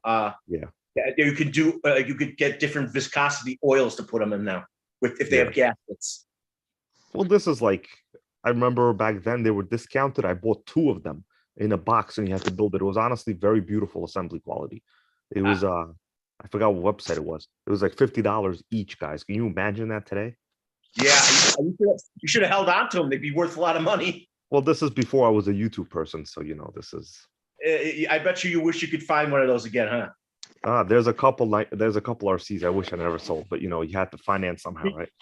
Yeah, after I had that fire at my house, I had to get rid of them because the company that I was with, what I'm with now, didn't want me to do it. So I got back into it again, and no one's bothered me about it again. Yeah. But I missed so many cars I had. I had an M01 Oh, wow. Mini Cooper with the 2 monoshocks, and they were friction dampered, Yeah. but that thing still handled well. It acted just like the car would in real life. And I got the tires to squeal around turns. Mhm. It would run on the edge of adhesion. That's why you hear them squeal. I'm like, wow, that sounds like a real car. You're going, ee! Yep. Back when we were racing on asphalt, if we had a nice tightly sealed blacktop to race on, The tires on my Losi or my TAO2 would do that. You know what? I sometimes hear them doing it now on carpet. You wouldn't believe it. I still hear it on carpet. What about the Micro RS4? You guys ever dealt with the Micro RS4? No, is that an HPI? Yes, it's a HPI. See, that's what I used to race like back when I got into the hobby. That's what basically in my area everybody drove the Micro RS4 like on carpet tracks. So what scale was that one? It's a 18th scale. Okay. That was like the first real guys. Look it up. They still sell them today. They're honestly a very, very good kit, like for what it is. That was like when the whole mini Z's I'll came tell out, you but the mini what. Z's were very expensive. Still very Back popular today. in the day when the fellas that had the RS4s showed up at the track, Oh yeah, I have we those. knew it was going to be a tough day of racing. Yeah. Freaking things are good. Well, it's pretty much. I'll be honest with you. I've owned so many of these like 10 scale nitros. They basically all drive the same. It comes down to like tires. Oh, I bet you. You know what? You should get yourself some vintage stuff to rebuild, like the old Kyoshos with the with the rare gas powered, the nitro powered engine. Well, I in the do back. have. A while ago, I did get a very early 1980s Thunder Tiger silver. Basically, at that time, they all looked the same. All the Kyosho and Thunder Tiger looked identical. Well, the one Like I'm they talking had about is a buggy. basically, yeah, they're like these buggies with like chain drive and like frame rails. They kind of all built like like pickup trucks or something. That looks like a gasser, man. Yeah. Actually, that's a trailer, but I was trying to show you the tire. You really can't see it. But that is an HPI touring car tire Oh yeah. on a 1.9 bead lock. Oh wow. You know what? It took To me my a while. the first It to took me a GP while. block. I had the bracelet on there, but they work. Tamaya was the first to do beat locks with the Hornet, with the Grasshopper and the Hornet. Yep, they work. That was a 3-piece plastic wheel With five nut and bolt screws, nut and screw. Yep. 5 of them. Yeah, 5 load basically. I mean, you should Actually, see that the original RC10s had were the beat locked. 3-piece. Some of them. Here's some. You guys want to know what my first Tamiya was? What? The Terra Crusher. That's a monster truck, isn't That's it? a 1/8 nitro monster truck. Yeah, it was Oh crazy. yeah, they do still make 1/8 scale nitro. There's still one left that they make. At that time, I also had the original 2-speed Emax. There are That people was who still great. work today. That was a great truck. The only nitros that I've had was Traxxas. Well, what are those damn things called? Hell, it's still Well, you the could have same. either had a Hawk, a Rustler, or a Nitro Sport. There's pretty much nothing else you could have had at that time, probably. Yeah. Their on-road car. What do they call their on-road cars? Vortex. Vortex. That's what it was. Yeah, the Vortex. Yeah, I had 2 Nitro Vortex. Yeah, they I were bought fast, them but used. honestly, they were very gimmicky. One of them I picked up used, and the second one was brand new. And the hobby store had given the motor to a customer to replace a motor he blew up. Oh wow. And so I bought it with no motor. So the one I got that was used, I put a dynamite motor with a pull start. But the one that I got new, I picked up Pico Uh-huh. 026, I think it was. Those were Italian-made engines, weren't they? Oh I no! don't know. Honestly, everyone thinks they're all Italian, but like, I'm pretty sure they're not all Italian. No. Yeah, they're not Italian. Japanese made, I'm sure. Yeah, it's all like a conglomerate conspiracy on who makes these But motors. the thing was, those motors, they're just like a nitro airplane motor, but they had a huge head on them. Most of them Like Yeah. both of them had like a 2-inch tall Yeah, back cylinder then they head. were tiny, the cooling heads. Yep, and there was a little tiny motor underneath that big head, but it had that big head on there so it would stay cool. But those cars were quick. And like I said, the one that had the dynamite motor had the pull start, and that wasn't too hard to deal with. But I also had a starter box because the Pico motor that was in the other one didn't have a pull start. Right. And so I It's had also called a bump had an start. awesome starter box. And what was neat about that was you could adjust these pegs that were on it so it would hold the car exactly where it needed to be, because so many cars are a little bit different from each other, you know, as far as where the flywheel comes out underneath the chassis. Yeah, I So gotcha. because on the starter box, what it is, you got a big motor in there with a wheel on it. And when you push the top of it down, it's kind of spring loaded and it's got a switch, and that would turn the motor on, but it also brought it down low enough for the flywheel of the engine in the car to contact that wheel. And that was Yeah, how no, it was started. exactly. Yeah. Do you still drive that Prius? Yeah, man, of course. Why not? There's so many more hybrids out there. It's not even Yeah. funny. Why not? The Prius is the best car in the world, you know? It lets me save money on fuel. I don't care. What am I trying to show off? I don't care. Hey, they made a 4-wheel drive one. They made an all-wheel drive one. Yeah, my brother has that one. What's it like in the snow? Pretty good. You know, the thing is, like, honestly, the snow, I don't even care about the snow. Like, let's face it, people think you need like these trucks for snow, but the fact is, all cars have four-wheel braking anyway. The dangerous part is not getting out. Dangerous part is stopping or skidding.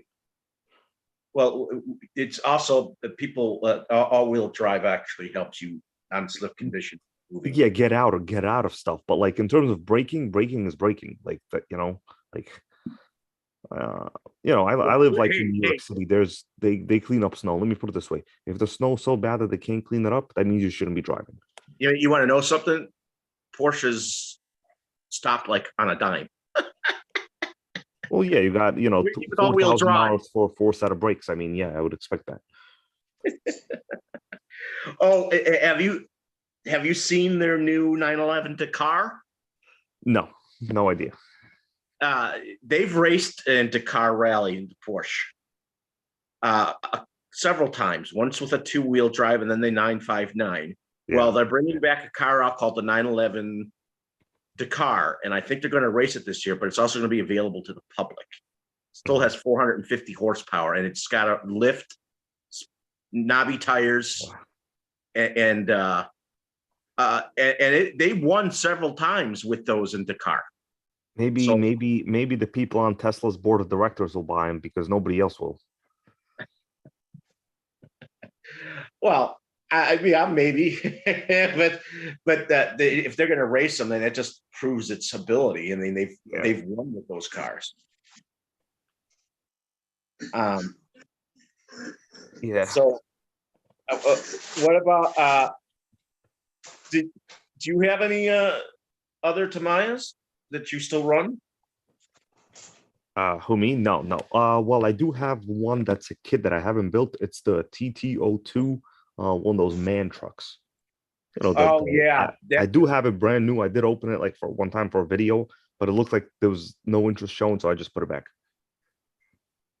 You should see them race them.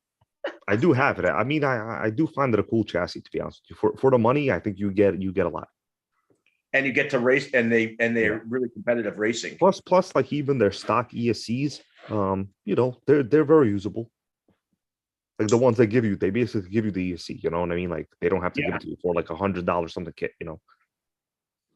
But now they get ones from Hobby Wing because they've had a shortage in. Oh, really? Yeah, Oh, you get a waterproof ESC now. Yeah. Well, that old the TBL, whatever it's called. There's a ESC, TBL04. There's a TBL04. I mean, it's brushed and brushless. That's pretty cool. I mean, Well, I'm going to be honest, guys. I've got, let me see, 1, 2, 3.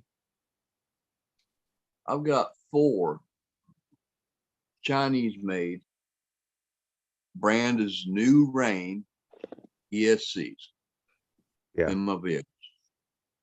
And they're very good, I And bet, right? they are.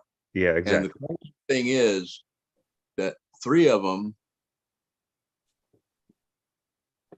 are the slightly lower amp. It'd be like equivalent to a 60 amp, 1060. 60 Yeah. amp. And I've never had a problem out of any of them. I've blown a 1040 and I've blown a 1060. I've got a 1080 in the rust bucket over there. That's what Sean sent with it. And it is pretty much equal to the 80 amp New Rain ESC that's in that blue 4-door there. And here's the big thing now. That Hobby Wing 1080 is $50 or more, depending on where you are. I get those New Rain ESCs. I think the 80 amp cost me $18, or it might have been 16. I'm not sure. And I think I was getting the 60 amps for 14. And this is on eBay. There's absolutely nothing wrong with those cheap PSCs. They're quite good. Like Actually, the Maya ones were actually splash are. proof. They're waterproof and they work great. Now you can't do all the same adjusting. They don't have a program card for them or anything. But I can tell you, the when stock, you're just the stock crawling, profile is fine. yeah, it is. Because when you're crawling, Yeah, when what do you you let need? off the gas, you want the truck to stop and stay where it's at. You know? Exactly. Like all this profile stuff. I mean, honestly, I've used the Traxxas USB programming thing on the Castle system. I mean, the Castle one. Sorry. Really, the only parameters you're adjusting is like the punch and the brake. There's really nothing else you're ever really moving. Come on. Right. There's nothing else. You're never going to do reverse slack out. Because if you're just crawling with it, you need 100% drag brake. Period. Because when you let off the gas, it is supposed to lock them tires up. And it's pretty cool. It's kind of cool because when you're in a situation on a downhill and you're trying to go as slow as you possibly can, and it's still going faster than you want it to, so you just let off the trigger, it locks the wheels up and then kind of slides down. By the way, guys, I don't know if you know this. I actually do have a crawler. I did do one crawler video. Brad, do you know which crawler I have? I would assume it's an SCX 10. You're wrong on that one. That one was not on sale. It is the Cross RC. You guys know the Cross RC brand? Oh, yes. Yeah, the AT4 Emo. Nice. I gotta tell you, it blew me away. The amount of crawling and like stability it has. I went up some of these rocks. I didn't even think I could like walk over them myself, and it didn't flip a single time. They got good side. I got a question for you. Yeah. Does that one have metal axle housings, or is that plastic on that one? No, it's metal. It is metal. Okay. Yeah. Because It looks like that whole brand is discontinued now. That whole line. Yeah. That's probably why I bought it on sale. What they used to do, I haven't bought any of their stuff. I really would like to, but they're expensive, and shipping is horrendous as far as where they're coming from and all that. They had a promo on it, brand new. I think I paid. I was going to order direct. Yeah, so listen to this. It has real portals. It has the 2-speed, lockable diffs from the remote, all that crap. From all the reviews I've seen, they said it's as good as the TRX4, other than the tires. That's what all the reviewers said. Yeah, so super. Yeah, it was. I think I paid like $230 for it at the time. It was extremely cheap. It was discounted beyond belief. And you do some crawling now. I have one video where I did crawl. I did, crawl with it. They make some nice shit. Yeah, but then I put it back in the box. But I know. But that company, what they used to do, they'd have this model, whatever the number was or whatever the name was, but you'd have different trim levels basically. Yeah. So you could have their basic truck, which had plastic axles and a Lexan body, or you could move up to different levels, you know, like you'd have one that would have a metal body and metal wheels. I mean, not a metal body, but metal axles, housings, you know, and metal wheels, Yeah. and go up another trim level, and you get the hard body instead of the Lexan. Yeah. Oh, this last one seems to You have know, been and you, like I then they watched all got the videos on it. It was pretty remarkable. But the way they used to do it, you'd have like 4 different prices for the same truck. It's just a matter of how it was dressed up or whatever. You know? Oh, you know what else I have? I actually forgot about it because I never even did a video on it. Is the Red Cat Gen 8. I'm You waiting for know, them to come out everybody with that Gen has one 9. of those things is double. Gen 9. Well, let's Um, see about that one. Yeah. I never went because the body they chose, the Scout, Yeah. when you set that next to a trail finder or even a Blazer, Well, like it's what are just the price differences though? I out of mean, scale. It's too big, you know. And well, yeah, that's true. That's my true. main hang up when it comes to the RC trucks. I want scale, you know. Oh, I see what you're saying. Yeah, yeah. Okay. Yeah, no, my main purpose for that was because it was on a huge sale. It was like 240 brand new. Yeah. Yeah, Bill that- would like to have a sand scorcher. Right, Bill? Yeah, I'd like to get a hold of one of those. Do you know what's so interesting? What's really interesting about the sand scorcher and the SRP chassis? They actually use from that period of Volkswagen Beetle front end. Huh. That is the actual suspension. Oh, really? Is that not Oh, that's fantastic? interesting. That's the Yeah, and actual. if I'm not mistaken, the rear suspension is pretty much the same thing too. You know. Yeah, but the front one is the exact. It's the functional 10 times smaller version of the actual one. Oh yeah. That's what makes it so mind-blowing. Just the idea that they actually redid it for a car, a radio control car. Right. That's a reason enough to get it, just because it's an actual working front end from the actual car. It's the actual way they make And it's all aluminum parts. Yeah, And it's got a spring inside one of them tubes. it's a torsion with shock suspension. Oh, wow. What do you guys think about the multiple FMS models they got out? Those 1/6 scale FMS things. I almost They got also got one, them smaller than then that. didn't. They got them in 18 scale, and they got them in 24. Well, I would only consider probably the 1/6, just for like actual recording purposes. They're calling that. They're calling that Michigan a 1/10 scale.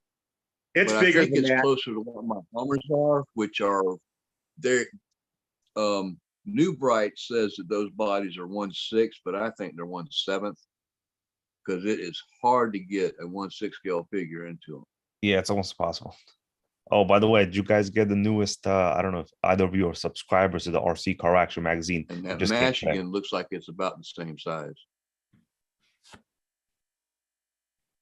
No, I haven't had a Car Action magazine. So in I'm a pretty long. confident. Yeah, it just came today. There's one nitro in it, just one page. And for you, Brad Kalman, for you, they got about 8 pages on the lunchbox.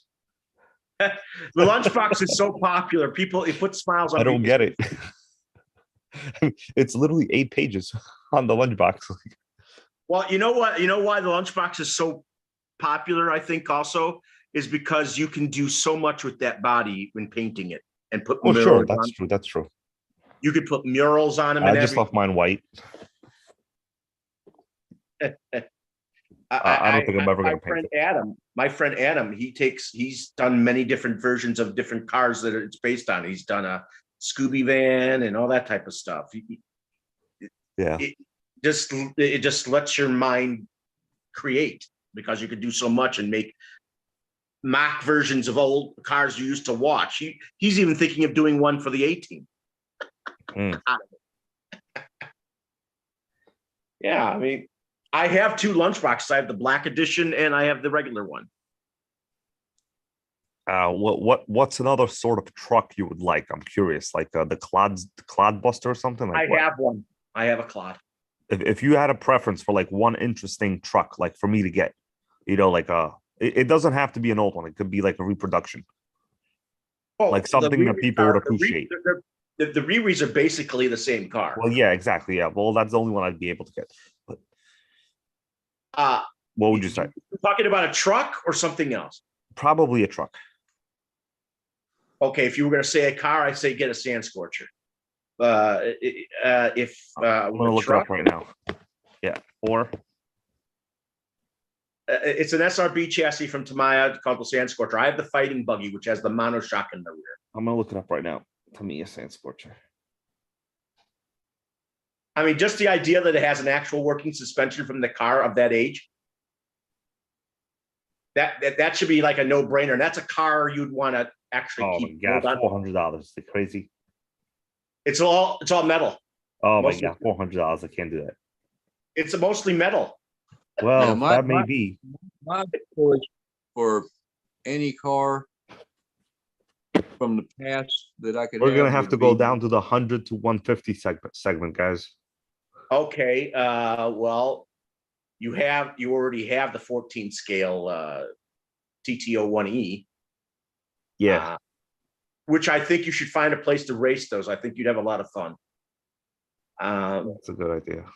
I'm being serious. You should race them. It's competitive racing. You have to keep it stock and everything. Yeah, my You're allowed local to hobby put ball- store You're used to allowed to do put that ball years ago. bearings in it. You're allowed to put ball bearings in it.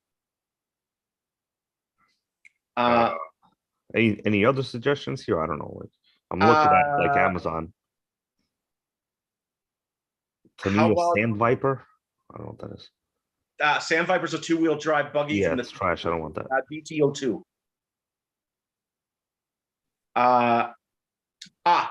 Here's a nice car. It was one of their first cars that they came out with a long time ago.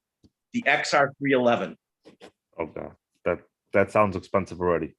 Let's see. So let me look it up. Oh, it's the military one. Yeah, Oh, that's cool. No, it's not in stock on Amazon. probably in eBay. But it's in your price range, isn't it? Yeah, that Hummer one you talked about earlier. I remember seeing those. That I honestly would like. Oh, you'd have to get that vintage because they don't make Yeah, that. they don't one. make it anymore, I think unfortunately. No. it's a TAO1 or a The TAO2. coolest one, they don't make anymore. Unbelievable. I think it's a TAO2T. It's a TAO2. They still make the TAO2 in some of the cars they've come out recently. What about like the cheapest possible one, like the Frog or something? Would that be just a Frog is waste of still time? the Frog is still over $200. Yeah. Got Well, gotta be some I meant the Grasshopper. Sorry. I'm talking the cheapest possible. Didn't they re-release the Blackfoot again? Yes, Let's look it up. And that is basically a frog that's basically a Frog, but it's a monster truck. with a Oh, 12 I see it. scale. Okay. It's got a 12 scale F-150 body. Okay. I Actually, see it's a it. 10th. They say it's a 10th scale. I think it's a Ranger body, old Ranger Yeah, I body. see it. Yeah, they say it's 1/10. It's not a Ranger. It's a F-150. It's But it's really true to the scale is probably about a 1/12. yeah, I see it. But Okay. they call it a 1/10 scale because it's a 1/10 scale chassis. Man, I remember that- these. that's The whole Frog was like lot a of- $90 RC before. It went up to like $20, so we got inflation now. I have a Frog. It's Yeah. fast, and I run a 23 turn-in, and it's fast. Wow. And you know what's nice about it? It comes with 3 different gear ratios if you want, and 3 different pinions and 3 different spurs. What's this Tamiya America one? Tamiya America 110 Frog. Oh, to me, America is the website where you can also find. Believe it or not, Oh, I see. if you go to Tamiya America website, you can sometimes get better deals at their place than you can anywhere else. Yeah, you're right. Yeah, I gotta check it out. Yeah, I'm being serious. You might be You're able to right find about that one, Brad. what? I said, you're absolutely correct about that one. You know what? You remember the Bruiser, the Full Metal one that Oh. was like over $1,000? Well, they once a couple of years ago sold it for 500. Wow. I mean, that would even tempt your. I mean, it was all metal and everything, a 3-speed gearbox and everything. But you want, if you're going to go into 3-speed gearboxes, you're going to go into hot pricey cars. What about one of their like trucks? I don't have anything like that, like an actual semi truck. What do you think about that? Well, you say you have the racing truck. That's a semi. No. Well, no, that's a Actual TTO2 stack chassis. semis. Those. Yeah, those but the bodies are the I'm bodies. talking more like the Tamiya. What is it called? The haulers or I think something. those probably start around King 400 hauler. bucks, maybe 500. Yeah, they're up Talking there. about like the The high King lifts. Hauler Black Edition. We got the RC Grand Hauler for 440. That's actually a not good bad. price. Not That's a bad. good price. Yeah. Yeah, I see right here the Grand Hauler 460. There's some other crap here. Is it a 6x4 Uh, or 2x or 4x2? well, the one I'm looking at right now is a 10x8. Nice. Ooh. Yeah. It's a black a 114 Grand Hauler, 10x8 wheel drive. 10 by 8. Wow. No, it's got to be a 6x4. I There don't must be know. a Well, It's that's only what the- got. It's what only the- got 2 wheels to steer, right? Yeah. And you got 2 axles in the back. So that's 8 wheels plus 2. Okay, I see where you're coming from. Yeah. Yeah, you're no. going with the tires that you're going about. Yeah, it's on a It's still 30% considered a discount right now. 6x4. 6x4. Right. Okay, gotcha. Yeah, It's it's a on a 10 by 8. 30% discount. Or yeah, it's a 10 wheels driven by 8. Yeah. Well, but you don't want to spend that type of money. Well, I mean, this will be something that is unique. Okay. Well, honestly, Dimitri, that's about the cheapest Yeah. you're going to get for a Yeah, I know. on a semi truck. If you With look the at any other 3-speed, brands, it's Yeah, going Now- to be these cars are much more expensive. expensive. You know, if you're gonna get one of those semis, you're gonna have to go to you're gonna want to get a sound kit, light kit. Okay. You're gonna want to add so much more to it just because of what it is. I'm gonna check out eBay right now, see what they're selling for. And the good thing is, if you can't afford to jump in head first on this thing, you can pick up the kit, wait till you got it built, then set up a radio system. No, Go I can ahead and afford it. get It's that's not the problem. I can afford it. Just the question is, how many nitros could I buy with that? Actually, Right. nitros It's are still not- expensive, man. I'm But not you worried could about really affording. I could you easily could get afford by it. with probably a 3-channel, but, maybe 4. I'm You not might worried have about the to have channels. 4. No, he needs to get a radio link that can hold up 30 cars. yeah, well, I use the Fly Skies that hold 20 each, and I'm already up to three different radios, as you obviously. You want to know something? My radio link, I have version 3. It holds 30. Yeah. Well, the receivers get up there in price, like even though you're using one radio, you're still buying a ton of receivers. Yeah, but Unless you know what? swap them out. So You can get ones with gyros in them. yeah, that's true. They That's come true. with the But- car. They come with the system. so those are already in the Fly Sky ones. Well, the radio link. I don't use them, to be honest with you. Well, you don't need to use that. You can Yeah. program it to be on or off. Yeah, mine's always off. On the nitros, the thing is, on a nitro, you never really make that much power. That you're going to be in a condition where you're probably going to experience that kind of like slippage. You know what's funny? I saw years ago a guy was doing a pulling contest against X-Max. Yeah, I think I've seen that too. We also those. Yeah. The X-Max has a 4 horsepower motor, Mhm. and that vehicle had like 2.5 in the nitro. You can see where that's going. Yeah.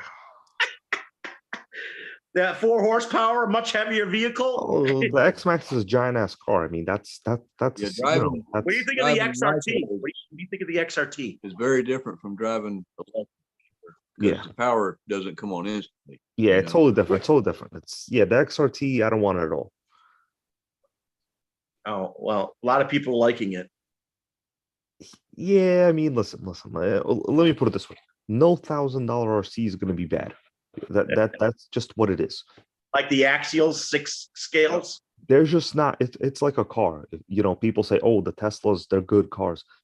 Any 50K to 100K car is good. Like, you know, Right. you try to make it at a And Honda the Civic price question point. is, do you want one S66 or do you want to have two smaller Exactly. Like, trucks? I They're I like never said they're bad. $20,000. I just don't want it because like the cost effectiveness isn't there.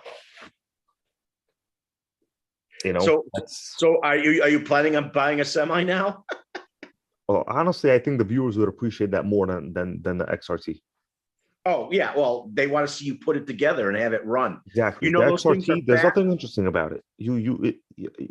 Guys, come on. Yeah, the chassis on those are pretty cool. I mean, they got plastic axle housing, but the chassis rails are metal. I like Yeah, the new exactly. tires. I like the new tires on it. They have a new mounting There's a lot system of for it. small metal pieces on them. Yeah. And The XRT, the X Max, I don't really care about those cars. Honestly, I've driven X Max multiple times. Never did I And feel like I needed to own one. another neat thing about the semis, they got all kind of aftermarket shit for them. Yeah, from Lesu and stuff. You could buy. They're way more They unique. get a 6-wheel drive. Like on my tow pig over here. Let me get it on the camera here. Yeah, they were more unique. That one there, the mirrors on it are Mhm. from Vanquish, and they're Oh, for wow. a semi truck. Yeah, and you could buy Lesu or Hercules parts that will fit a Tamiya. And Yeah. those wheels that are on it are eBay wheels. They're Endura, I think is what they are actually. And they're Endura 1.7 semi truck wheels. Oh, and you want to know something? You use the stock motor or even a higher turn motor with the semis. They're still fast because you go Yeah, they're with still the fine. front gear. They're Yeah. still fast. Yeah. So Brad, I don't know when the last time you saw a video of my live stream was, but like I bought an 8th scale outcast. What am I talking about? 5th scale outcast. Right. I hear them dropping that. Unfortunately, that car. So well, yeah, that's why I was on clearance. It makes sense. So I actually use that as a table extension now. I took it out of the box. All shocks were leaking. Put it back in the box, and I put it at the end of my table, Damn. and now it's an extension, literally. I'm sorry, you've got a bad one. Nah, it's all right. I mean, listen, the shock leakage is no big deal. That's part of whatever. Although it's never ever happened in a Traxxas, so ever. But let's I've never had a Arma that leaked on me. Even though I know guys, they. I had the very first Armas when they first came out, when they had like those weird triangle yellow radios. I forgot what they were called. I had the very first brushed Armas when they came out. The BLX, we're talking like in 2014 type of Well, they stuff. still have the BLX motors. Yeah. Well, I had the very first versions. It was a nightmare then. Well, they got better since. You want to know something? People talk about Nickel being a toy company, but they made some hobby cars back in the day, the 90s. Yeah, they sure did. And they made a Nitro Mercedes touring car racer. Mhm. It had reverse on it. Oh man, I have a. That was I don't know if you in guys the know, 80s and 90s. They had reverse on a Nitro car. they were cool back then. I have a toy grade Nitro that was sold in Walmart. You might have never heard about it. It's called. It was marketed by Hasbro in America. The Nitro XRC. You ever heard of it? Nitro XRC. If you look it up, I have one brand new in box. I bought a while ago. Super rare. Sold in Walmart. It runs a real nitro motor. That would make that a hobby car, wouldn't it? Well, I mean, it depends how you look at it. It looks like a toy grade car because it has like a giant toy grade looking bumper. I have some. I bought a new Bright with a brushless motor in it, 2500, and it comes with a 9.6 volt pack. Really? Like original? Yes. Yep. Huh, I that's still have amazing. it. And you know what? it has metal gears in the rear. Wow. Man, you And guys should get into some more high-end RC. I think people would like it. I would like to see you put together a semi and get all the stuff for it, the sound kit and everything. Yeah. All right. The plan. You'd be plan paying a will lot of in the money works. after, but the kit starts low for you. The kit's already $400. That's not Yeah, bad. it's not too bad. It's not too bad. And you know what you're getting with it. Yeah. I'm gonna have to open up a new credit card with like a cashback offer. You know, like they sometimes have those cashback Discovery. offers. You spend 3K in 3 months, you get like a 500 cashback. I had that before. That's why I bought the Primal MT. You still have that? Oh yeah, of course. What do you think of the You'll, electric that one? big, What do you're you think gonna of the sell it to electric one? No, that was not mine. You'll get this Tamiya semi truck, and then you'll start looking around and you'll see these RC 4-wheel drive Yeah. trucks, and then you'll see By the 6 by yeah. 6x6s. see the Lessus, you know. Yeah, these 8x8 semi trucks, you know, you got 4 wheels to steer and then 4 more in the back, you know. Well, actually 8 more wheels in the back because it's 2 axles in the back and 2 up Yeah, front. but to me that's a good brand and that's a good value and it's something I think is unique for my channel. Almost nobody has it. Well, Yeah, you know, out of the the YouTubers. thing about Tamiya is it's an affordable brand. Yeah, exactly. If you Most look of at them. all They have some available cars that are out there, very expensive though. and the difference, there are differences, you know, is because Sure. you know, Tamiya's keeping it cheap so people can afford to do it. You know what I mean? If Yeah, you know what?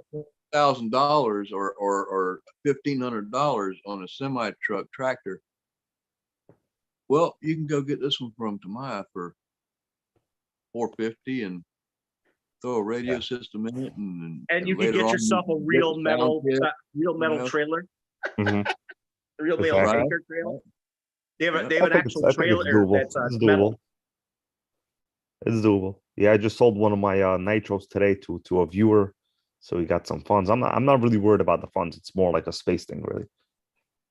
So you think you would keep the semi because it's Yeah, I would keep it. I would keep it. You don't. There's no point in selling cars like that. It's one of those cars that like for like a YouTube channel, you know, Oh, you gotta have like Dimitri, variety. Yeah. did you happen to see the series of videos that was done by Scale Builders Guild and Harley Designs, where they always built go at it. semi trucks with a computer in the trailer?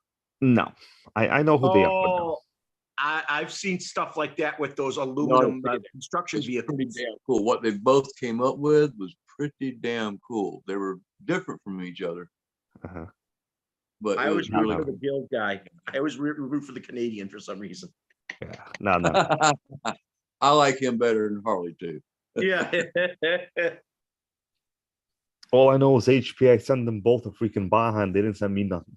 So whatever. They have the Savage back. but they've Actually, improved that was They've that was improved Matt from Scale Builders Guild, and it was K-pop that got. Oh the yeah, they got the Baja 5s from Nitro was gasoline. Yeah, one was electric and one was gas. Nitro. Yeah, can have it. this Scale Actually, it was gasoline, not not nitro. It's gas. It was No, a weed yeah, whacker engine. gasoline. Actual gasoline. Yep. Yeah, guys, I have an original Baja. I don't need another one. That actually that makes sense to me, Yeah. as opposed to nitro, because nitro is a pain in the ass. Well, it's a different level thing. I had some fun with it, but it was just that the fuel is expensive enough that the modern fuel is a light and the years better inconvenience. than the Yeah. fuel back then. It is way better. Cleaner. It runs easier. It fires up better. It holds a better tune. The modern fuels, like I'm telling you, you don't even need after on oil, and I'm sure you know about that. So Yeah, but now you could go to get pump gas and put 94 in it or 93. What about cleaning them afterwards, man? I used to spend a fucking fortune on nitro cleaner. Get that well, clean. to be honest with you, I mean, what are you really cleaning? I mean, you probably just need an exhaust deflector. I mean, I never really have to clean anything. It's fine. Did you know there's this Yeah, guy? but it always ended up all over the car. Yeah. you know there's a guy. There's a I've guy who tried a has couple of different methods, but all of them want the exhaust coming out on the side, you know. The modern And so- Traxxas systems are all rear exhaust, basically. The chassis are super clean. Do you know? Well, the ones I had weren't set up that way. I Yeah, had back the- then that wasn't a thing. Yeah, that wasn't a thing. They weren't the really factory designed for clean exhaust, exhaust. where you mounted the motor and everything, Yeah. it ends up coming out on the front Yeah. left, I think it was. Oh, it's a completely different setup now. I'm telling you now, exhaust is really not something to worry about on most nitros. But that used to be the biggest drag for pretty much everybody, Yeah. no matter which brand they had. There was one guy out there was racing the Tamiya that had the AMG body. Are you familiar with that one? The Yes. Nitro? Yeah. One guy had that. I had the Traxxas. Ran it with a few different bodies. Started with a Lambo. Then I went to what was that? An Audi. Had an Audi body on it. And then I went to a Lexus. Hmm. And It was that a one, GS believe it or not, model. actually handled The better GS than the other model, two. probably. You guys watch that YouTube guy RC review, the crawler guy? Yeah. Yeah, Francis. Yeah, he's not bad. Yeah, he's pretty good. Yeah, he's not bad. Yeah, I watch his crawler videos. It's pretty good. He's starting to go past crawlers now. He's starting to open up his thing. What's he going to talk about? Slow bicycles? No. Well, I know he did some bashers before. Yeah. So So the crawler market is highly limited. Yeah. Well, if somebody sends him one, he's going to do a show about it.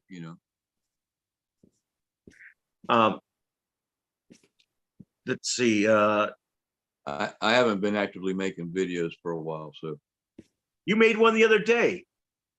well, that wasn't much of one. It was about 15 seconds worth of video that got stretched out to 45 after editing down. All right, guys, it's bedtime for me now. Well, when are you going to purchase the semi? Well, I'm gonna have to present it to the audience. If I have their consent, I don't buy anything unless they tell me to buy it. That's kind of how I do things now. I'll put like a poll in like this Facebook group, and we'll see what people say. But usually they say every decision usually winds up in buying Arma, believe it or not. Hard to believe. But no matter what offer I give them, it's usually buying Arma. Well, But we'll see. I'm gonna work on Just getting it. put one out there to say yes, no. Should I buy a semi truck? Yeah. Yeah, I'm gonna look it up. I'm gonna shop around Amazon, eBay, Tamiya itself. We'll see. Some of the used places, we'll see. Of course, even if they tell you no, you can still buy one and just don't put it on the fucking. Nah, they want me to buy shit, so they'll, Well, the semis are popular, believe it or not, more than they think, believe it or not. they are popular. Yeah. And there's so much you can do with them. You should tell them to go to watch. He says, here's the reason why I'm doing this.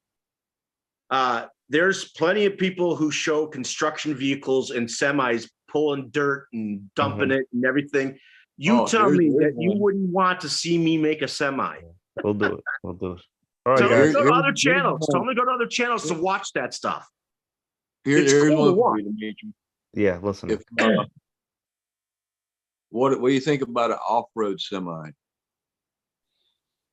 Well, I mean, 6x6.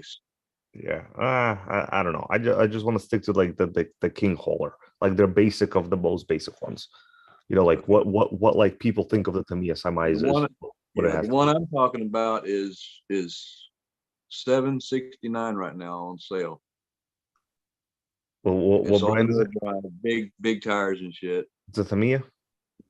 No, What brand? Lasso makes one, but it's extremely JD models. It's a HD JD models? model that's sold. It's sold by RC four-wheel drive.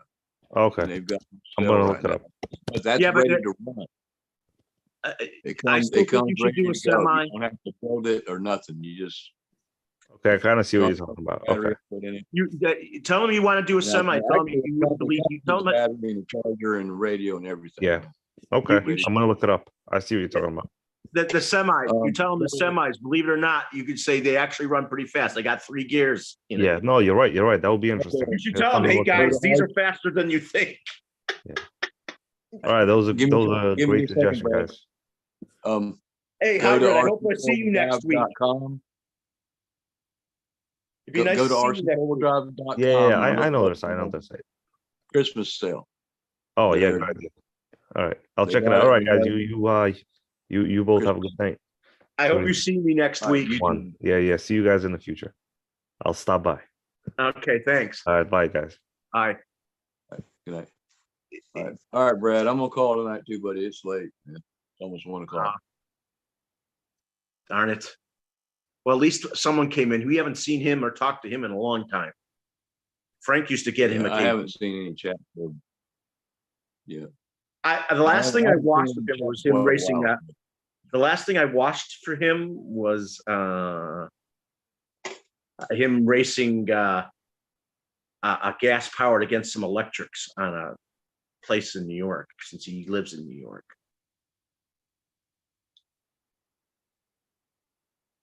I'd like to see him race the TT01E.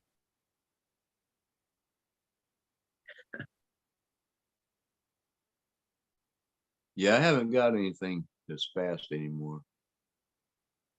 Well, I mean, you probably could try- actually the fastest one here is probably the Rusty Yoda over there.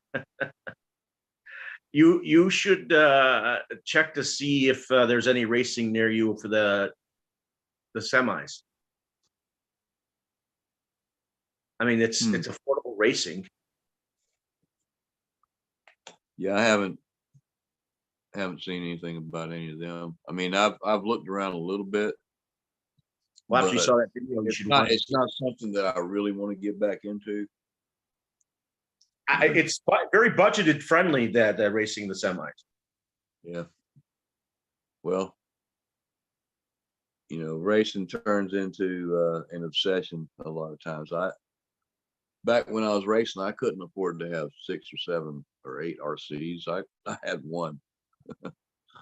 And Well, the semis are very tight racing. When it got to a point where I felt like I needed a new race car, all the radio equipment come out of the old one, went into the new one, and the old one either sat there or got sold or something,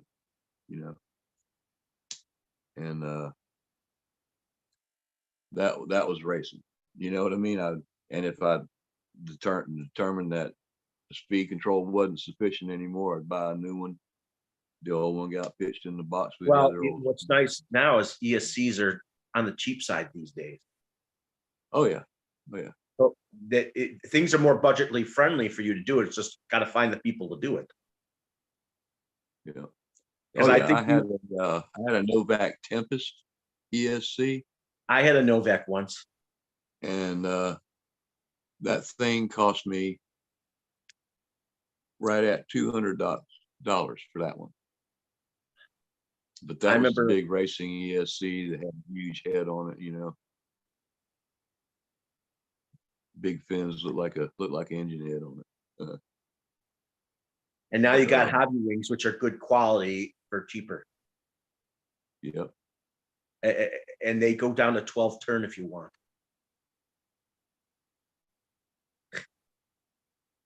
Yeah, they can go This down was to 12 turn one block. of Novak's monster ESCs, man. This thing, it would go down to 8. Yeah, it's too bad Novak doesn't exist anymore. Yeah. Yep. Yeah, they decided to get out of the business and none of the family wanted to take it on. So they just closed it up. Same thing happened with AYK RCs, and they had some beautiful RCs. The AYK, Never heard of them. they're from the 80s and 90s. AYKs. There was one. I think there was one called Bulldog. Couple of those, Bulldog was a name for a couple. I You can remember have- that model. Yeah. You're right. Yeah. You know I what I'm used to talking see about? I used to see ads for them in the back of the magazines. The old Yeah, AYK, action AYK. magazines. I know someone who wants to buy their Way before Losi came out with their 5-link suspension. I wish they'd make a Like, retro you model of that. I remember wish what they'd come that out with looks like? You ever seen that? Yes. Well, long before Losi ever came up with that, some company was making that style of suspension on a buggy, which It's a was 5-link, and your trucks don't even have 5 links. it was yeah, and it was and that was 5 links per side, okay, on the rear. But Yeah. the thing is, somebody was making that way before that, like in the mid 80s, somebody was already making that on an aluminum buggy you could buy through the mail.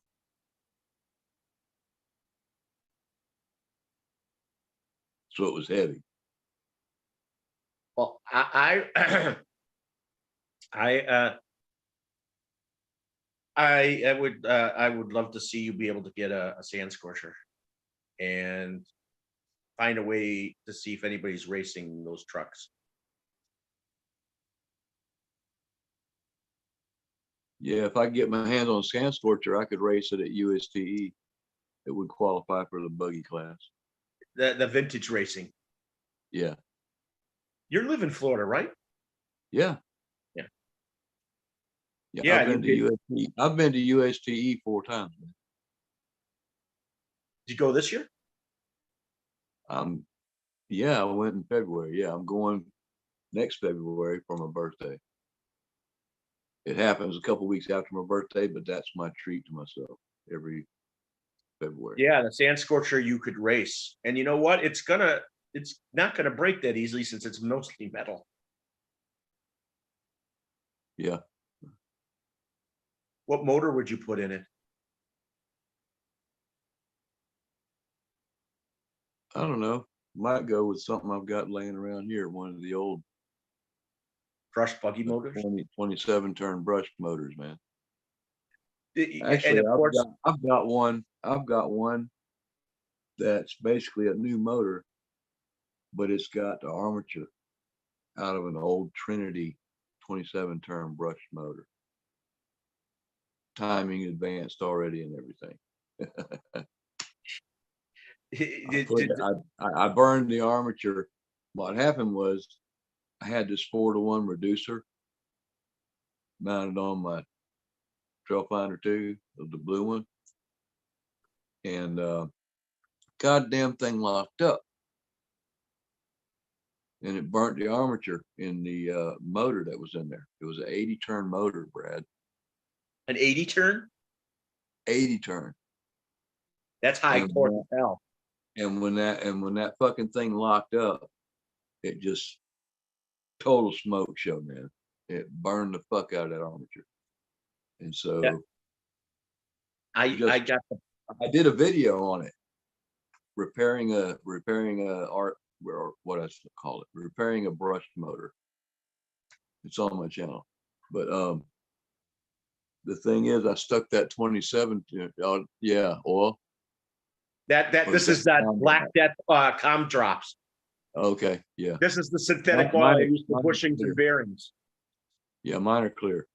But anyhow, since I figured, well, what the fuck? I burnt the 80 turn armature, and I shopped and looked around, and the cheapest way to get another one was just to buy a whole motor, you know. So I was like, all right, what'll I do with this? Because it was a real nice can, and I had this other fucked up looking motor that was still good. So I was like, well, shit. I popped that armature in there, and it was faster in that can than it was in the other one that it started with. So The magnets are different, aren't they? it's where the magnets are, and well, and the size of them too. but the where they are can change how it works too, you know, in relation to where the brushes end up being, you know. Hey, since you use a lot of brushed motors in your crawlers, you should probably get some com drops for them. Oh, I do. I put com drops on You put com drops on the com and on the brushes. Yeah, well, all you really need is just put a drop on each brush, right where it meets the com, Uh-huh. then, you know, give it a little spin and turn the wheels, you know. I know that lay down brushes make a motor faster because they have more surface to run around the com, Yeah, because they're going widthwise instead of latitude. yeah. Most of the motors I use are just a closed can, you know. Yeah.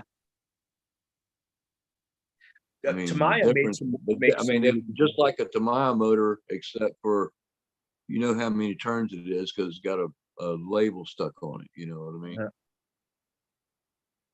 Yeah. What's the my latest motor that I couldn't use in my fighting buggy is a 23 is their fastest super stock because it has the lay down brushes. It's like 1,000 RPM faster than the others. Well, With and no it just won't no fit load. on it. With no won't fit load. on So my car. even with load, it's gonna be faster. And then I couldn't believe about what happened with the that Holmes Hobby. That pissed me off. It stalled my build. Yeah, I'm 'Cause I surprised that it wouldn't fit, man. Yeah, the can has got to be a 550. It's the circumference is bigger. Yeah, because Holmes does make some 550s. Is it length and width of the can?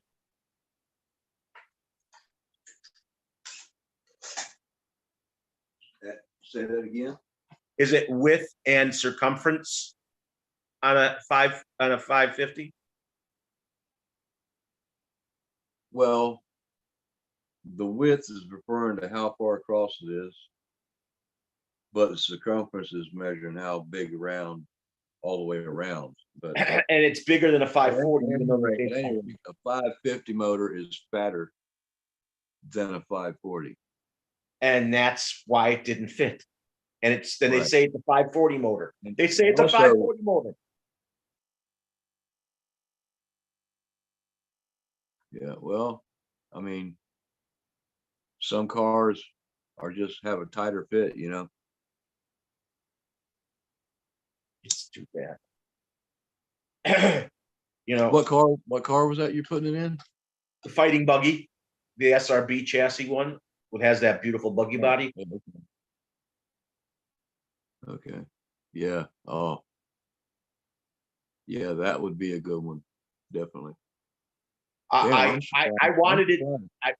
I wanted it over the other SRB chassis because it has the monoshock in the rear. Was it too long or too fat Too fat. to go in there? Too Yep, fat. I put it in there and it wouldn't set. It wouldn't put the shaft through it. It would just stop where it would just stop at the can.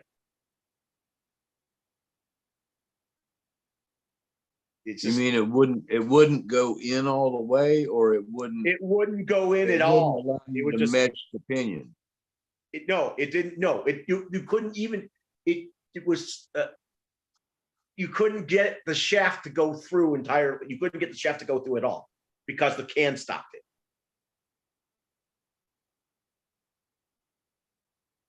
Huh. Okay. It Damn, was a circumference issue. That must be tight in there. Damn.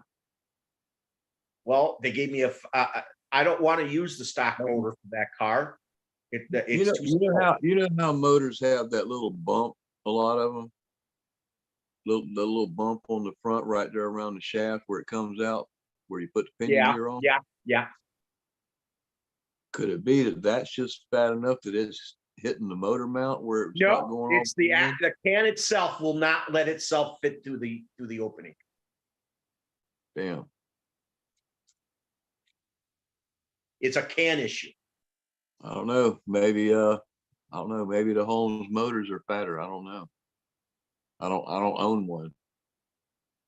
I've talked to the man. I've met him a few times, but I haven't But bought you one tell of the him motors because you tell they're him that just his- kind of on the expensive side compared to what I usually buy. well, actually, it's a $14.99 motor without leads. Oh, really? It's that cheap. Yeah. I didn't know he had anything that cheap. Damn. Yeah. Last And time I was you on pay the site, $7. You everything- pay $7 more to have leads put on it. But if you do the leads yourself, it's $14.99 plus shipping and handling and taxes, whatever you want to call it. Yeah, it's a machine wound motor. It fits my Blitzer Beetle. It's the same can, different wind. Yeah, the Blitzer Beetles, yeah, they got plenty of room. You could put a bigger motor in those. You Yeah, could even, I think you could put a 750 in one if you needed, if you wanted to. the only 750 I they ever actually had made one. was in the original Yeah. Bruiser. I had two different trucks that I was racing with. In recent years. Now I'm talking like maybe 4 or 5 years ago. One was a Tamiya Stadium Blitzer. That thing Yeah. was great on a small, twisty track because it had a short wheelbase, so it fucking turned like you wouldn't believe. And it was just it's a cheap ass car, you know, all plastic, nothing fancy. You just put some tires on it that'll hook. Yeah, you know, and, Uh, and, they- and you know, do the driver mod, you know.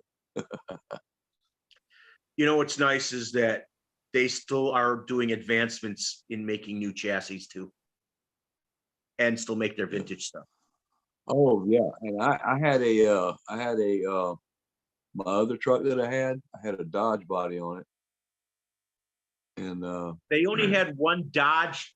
They had them in the Nitros, the Dodge bodies. Actually, they might have had Well, one. No, it's they just did this is just WRO2s. a Lexan body that I had bought. Yeah.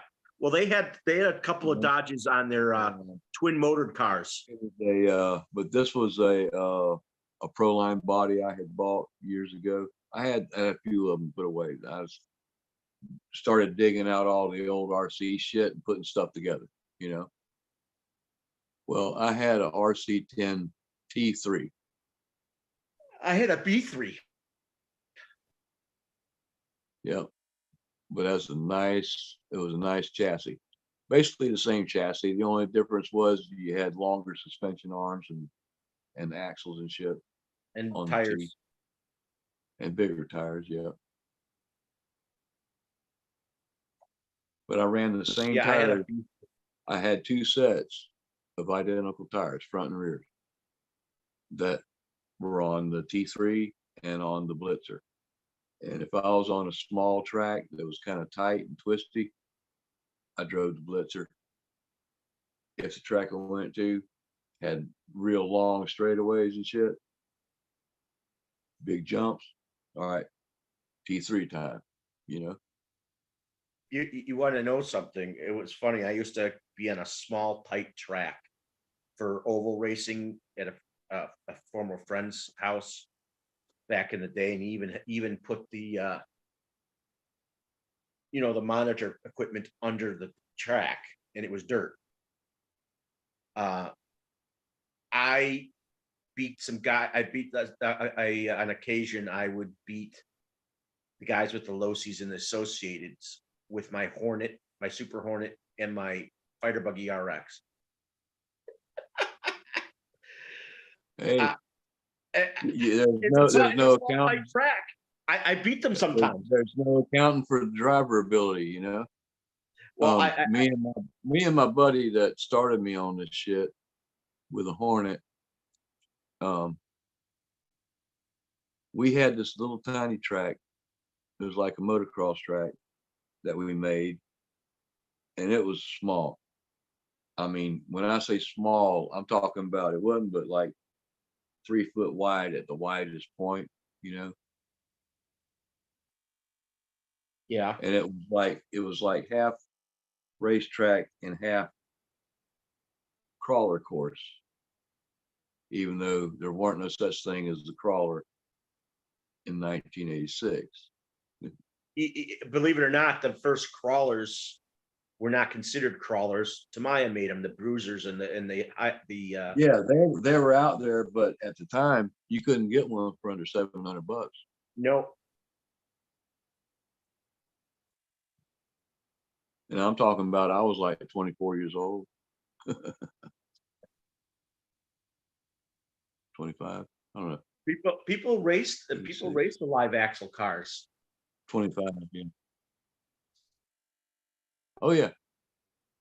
But anyway, me and my buddy raced on this little bitty track that we made, and it had some serious hills. We had a hill that you had to like climb 3 foot to get up it, and it was like 2 foot down on the other side of it. And crazy ass whoop-de-doos and shit.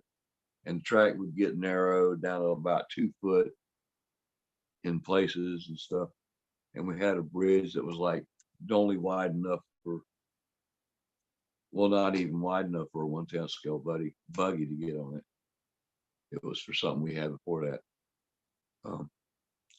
You probably saw a picture one time of my, if you looked at my Instagram, you've probably seen the picture of my Jeep that I had, my first RC.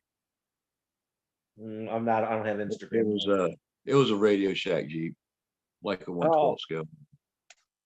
But then we went to the Hornets. But anyhow, the first time that we went to an actual track to race was down in Ocala, Florida. And they had basically a big circle with a pie slice out of it. And so you'd go around this long curve, real long curve, all the way around, look like basically doing an oval. Then you cut a right, you run up one side of the pie slice and hang that hairpin turn, and to the left and come back toward you, and then hang a right and you're back on the big curve. And there was a couple of speed bumps here and there.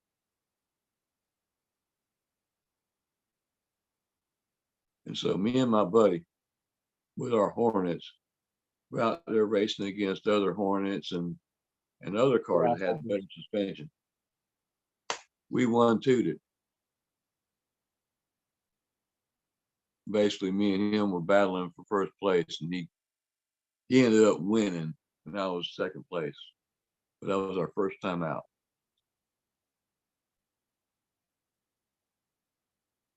And he invited one of the guys to come out to his house and race on his little track.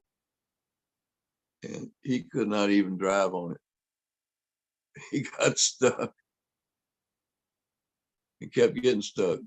And we're just blasting through that thing, you know, and he's like, how are you doing that? Well, they probably because it hops, like the hopper name. Oh, it does, yeah. That's why you were able to get around it, because it would hop itself over. It was a Hornet, but yeah. It's still a hopper chassis. Now, when we started racing with our a group over here in Gainesville, that they had a track that was really nice clay sand mix. I think the long straightaway was probably about 60 foot long. Don't get some speed on that. Had a big hill in it and jumps, and I mean like more than a speed bump kind of thing. You know, it was pretty cool. And we used to race there, and we started out with the Hornets, and then I got a Blackfoot, and we started this monster truck class, and I got a hold of these low profile tires, and they had these knobbies on it that were like 1 inch long sticking out off of it. Oh, you know what tires I wished but that didn't work. That didn't work worth the shit on that track. So you need something like a ghost tread. Second heat started, I took my 10 snips out And I cut them all them nubs down to where there was about, oh, I don't know, maybe a 1/4 inch tall sticking out off the tire. Man, that son of a bitch handled great. I won the fucking race. I won the next 2 races, man. You know what you know what, on good clay tracks, all you really need is like a ghost tread. Yep.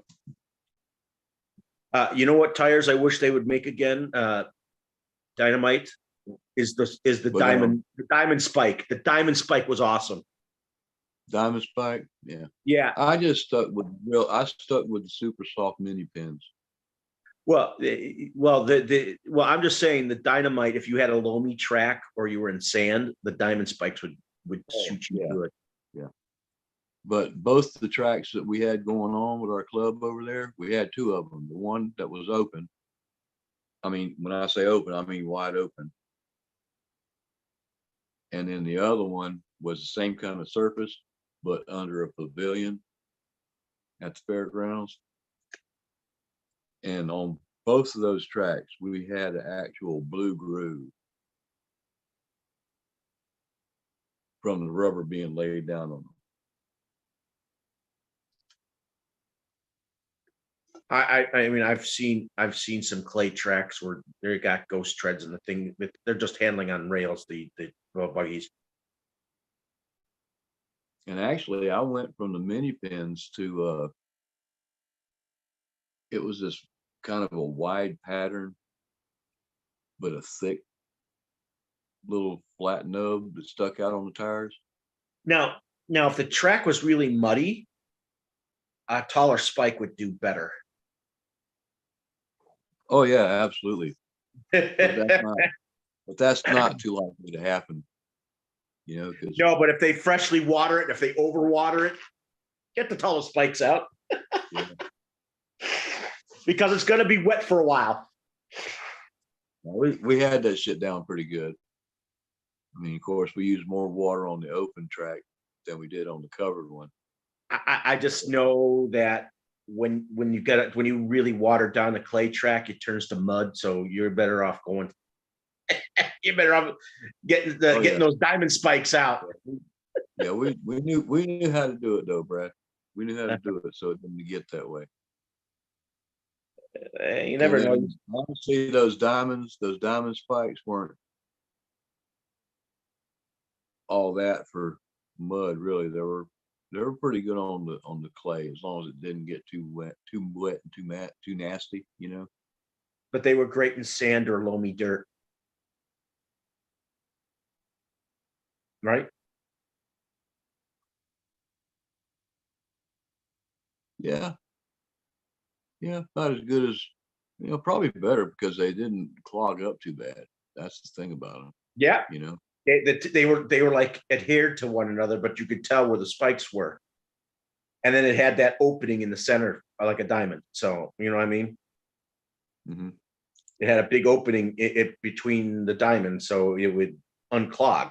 I think they would probably be good in the snow too. Those diamond treads. I don't know about that one. I would think so, since you would empty out you had an easier time expelling the snow out of the middle. Rock crawlers with mud tires on them have trouble in the snow, man. Yeah, but you look at the diamond spike; those were tall, spiked tires. It's almost like having paddles. Those were a 1/4 of an inch tall, maybe longer.